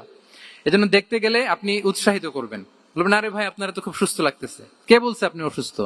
অসুস্থতার কোনো ছোঁয়াই তো আপনার মধ্যে নাই। হ্যাঁ, you are looking very fine, চমৎকার লাগতেছে আপনার, কে বলছে? তো ভালো হয়ে যাচ্ছেন। এটা বললে উনি আশা পায়। আর আপনি যদি ওই রোগে সবচেয়ে কষ্ট পেয়ে যে মারা গেল, এই ঘটনা যদি ওনারে শোনান, উনি বাঁচবে বলেন? তাহলে আমরা মানুষকে উৎসাহিত করব, অপটিমিস্টিক হব, প্যাসিমিস্টিক হব না। এবার বলুন, হুনাইনের যুদ্ধে, কুইজ, হুনাইনের যুদ্ধ কত হিজরিতে হয়েছিল? কত? 7ম, 8ম? হ্যাঁ, মাত্র 2-4 জন বলতেছে। আমাদের ওই যে হাসানা ফাউন্ডেশনের একটা সিরা অলিম্পিয়াড চলতেছে, এটাতে অংশগ্রহণ করতে হবে আপনাদের। আমরা প্রতিদিন একটা করে কুইজ জানান দিচ্ছি মানুষদেরকে, একেবারে সব মুখস্থ হয়ে যাবে ইনশাআল্লাহ। তাহলে 8ম হিজরিতে হাওয়াজিন বনু সাকিব গোত্রের বিশাল ব্যাটালিয়ন নিয়ে ওরা আসছে, এবং ওরা আসছে যে আমরা শুধু একা যাব না, আমাদের স্ত্রী, বাচ্চা কাচ্চা, আমাদের যার ঘরে যত সম্পদ আছে সব নিয়ে মরুভূমিতে যাব। এটা নিয়ে যাব কেন? সবার মধ্যে যেন ইন্সপিরেশন আসে যে যদি আমরা হারি, আমরা সব শেষ, আমাদের সম্পদও নিয়ে যাবে। আর এগুলো রক্ষার জন্য হলেও মুহাম্মদের বিরুদ্ধে আমাদেরকে জয়লাভ করতে হবে। কি টেকনিক দেখেন। সব যখন নিয়ে দাঁড়াইছে বিশাল বাহিনী, এক সাহাবী এসে বলল, ইয়া রাসূলুল্লাহ, কালকে তো আমাদের খবর আছে, এই বাহিনীকে আমরা কি করে পরাস্ত করব? ইয়া রাসূলুল্লাহ, এসে দেখুন, পাহাড় থেকে দেখুন কত বিশাল বাহিনী। রাসূল সাল্লাল্লাহু আলাইহি ওয়াসাল্লাম দেখা মাত্রই বললেন, তিলকা গনিমাতুল মুসলিমিনা গাদান ইনশাআল্লাহ। আরবি যারা বুঝেন, যে it will be the war booty for the Muslim community tomorrow ইনশাআল্লাহ। আরে এগুলো তো আমরা সব গনিমত আকারে ব্যাগে কইরা মদিনায় নিয়ে যাব। এই যুদ্ধে জয়লাভ করে যা আছে এগুলো উঠে করে ওয়ার বুটি হিসেবে মদিনায় নিয়ে যাব। বলার সাথে সাথে সাহাবীদের সব ভয় দূর হয়ে গেল, আবার প্রাণ ফিরে পেলেন, সজীব হয়ে উঠলেন, উজ্জীবিত হলেন। তাহলে আমরা অপটিমিস্টিক হব, আমরা ইতিবাচক চিন্তা করব। এবং ইসলাম আল্লাহ তাআলার ব্যাপারেও আমাদেরকে ইতিবাচক ধারণা রাখতে উৎসাহিত করে। হাদিসে কুদসিতে আল্লাহ বলেন, আনা ইনদা যান্নি আবিদি বি, আমার বান্দার নিকট আমি তেমন, আমার বান্দা আমার ব্যাপারে ঠিক যেমন ধারণা করে। আপনি যদি ধারণা করেন আল্লাহ দয়ালু, ঠিক আল্লাহ তাআলাকে দয়ালু পাবেন। এখন বলেন, আল্লাহর ব্যাপারে কার ধারণা কেমন? আল্লাহ তাআলা খুব প্রতিশোধ পরায়ণ না? প্রচন্ড রাগী আমাদের সবাইকে জাহান্নামে দেওয়ার জন্য বসে আছেন না? তাহলে কি ধারণা বলেন তো? তিনি দয়াময়, তিনি মেহেরবান, তিনি আমাদেরকে অবশ্যই ক্ষমা করবেন, ঠিক কিনা বলেন? এই বিশ্বাস আল্লাহর প্রতি আমাদের সবার আছে তো? এই বিশ্বাস যদি থাকে, ঠিকই আল্লাহ তাআলাকে রহমান রাহিম হিসেবেই আপনি পাবেন। তাহলে আওয়াজ করে বলুন তো, এই নবরাত্রি হলকে উচ্ছ্বসিত করে আওয়াজ করে বলেন, আমরা সবাই অপটিমিস্টিক হব না পেসিমিস্টিক? অপটিমিস্টিক, ইতিবাচক হব। রাসূল সাল্লাল্লাহু আলাইহি ওয়াসাল্লাম অপটিমিস্টিক মাইন্ডসেটের অধিকারী ছিলেন। কয়টা গেল? লাস্ট হচ্ছে রেজিলিয়েন্ট। শেষ। I am going to conclude my speech today. Resilient হচ্ছে যাকে থামানো যায় না, আনস্টপেবল। সংকট কাটিয়ে ঘুরে দাঁড়ানোর সামর্থ্য যার থাকে তাকে বলে রেজিলিয়েন্ট। লেগে থাকার মানসিকতা, টিকে থাকার যোগ্যতা, সহজে হার না মানার যে অ্যাটিটিউড, এটাকে বলে রেজিলিয়েন্ট মাইন্ডসেট। রাসূল সাল্লাল্লাহু আলাইহি ওয়াসাল্লামকে আল্লাহ তাআলা এই মাইন্ডসেট দিয়েছিলেন। ওনাকে হারাইতে পারছে কেউ? জীবনের সাথে এটা সেট করে নেন যে আমি কখনো হারি না, আমি হয় জিতি নয় শিখি। আমি কখনো হয় জিতি নয় শিখি। এই মাইন্ডসেট যদি গ্রো করেন, আপনার হারাইতে পারবে কেউ? পারবে না। রাসূল সাল্লাল্লাহু আলাইহি ওয়াসাল্লাম, he was unstoppable, having unbelievable সাবর। ধৈর্যের পাহাড় নিয়ে, আনস্টপেবল অ্যাটিটিউড নিয়ে তিনি শুধু সামনে গিয়েছেন, পেছনে যান নাই কখনো। সীমাহীন কষ্ট আর সংগ্রামের মধ্য দিয়ে গিয়েছেন, থামাতে পারে নাই ওনাকে কেউ পারে নাই। ইয়াতিম হিসেবে জন্মগ্রহণ করলেন, পৃথিবীর আলো দেখবার আগে বাবাকে হারালেন, ছোট বয়সে মাকে হারালেন, পরে দাদাকে হারালেন, এরপর চাচাকে হারালেন। শিয়াবে আবি তালেবে জেল খেটেছেন 3 বছর। Physical torture, mental torture, life threat, হত্যা করার ষড়যন্ত্র হয়েছে। আল্লাহ তাআলা বলেছেন আজ রাতে হিজরত করো। ব্ল্যাক ম্যাজিক করা হয়েছে। লাবিদ ইবনুল আ'সাম, এক ইহুদিদের মিত্র, ওনাকে ব্ল্যাক ম্যাজিক করেছে। মারার জন্য খাদ্যে বিষ মিশিয়ে দেয়া হয়েছিল। বাজুর মাংস, খাসির বাজুর মাংস পছন্দ করতেন। খাইবারের এক ইহুদি নারী এই ছাগলের এই মাংসের মধ্যে বিষ দিয়েছিলেন। ইহুদিদের পক্ষ থেকে betray, treachery, conspiracy and what not, কি বাকি ছিল বলেন? ষড়যন্ত্রের এমন কোন ধরন ছিল না যেটা তারা বাকি রেখেছে। কিন্তু রাসূল সাল্লাল্লাহু আলাইহি ওয়াসাল্লামকে কি থামানো গিয়েছিল? বলেন, থামানো গিয়েছিল? গোটা বিশ্বব্যাপী উনি ছড়িয়ে দিয়েছিলেন লা ইলাহা মুহাম্মাদুর। So nothing can stop him from achieving his mission and vision because he was resilient. ওনাকে থামানো যায় না। অনড়, অটল, অদম্য। আমাদের মাইন্ডসেট এরকম করতে হবে যে আমাদের যে লক্ষ্য আছে, আমাদের যে উদ্দেশ্য আছে, আমাদের যে সংগ্রাম, এই নতুন বাংলাদেশ গড়ার আমাদের যে লক্ষ্য, ওই লক্ষ্য পানে আমরা পৌঁছবই। আমাদেরকে কোনো কিছু থামাতে পারবে না, ইনশাআল্লাহ বলেন। আমরা আমাদের লক্ষ্য পানে, মানজালে মাকসাদে দৌড়ে দৌড়ে যাব। আমাদেরকে থামিয়ে দেয়া হলে আমরা হাঁটতে থাকবো। সেখানে আমাদেরকে আঘাত করা হলে আমরা হামাগুড়ি দিয়ে সামনের দিকে যেতে থাকবো। সেখানেও থামিয়ে দেওয়ার চেষ্টা করা হলে আমরা আমাদের মঞ্জিলে মাকসুদের দিকে অপলক নেত্রে চেয়ে থাকবো।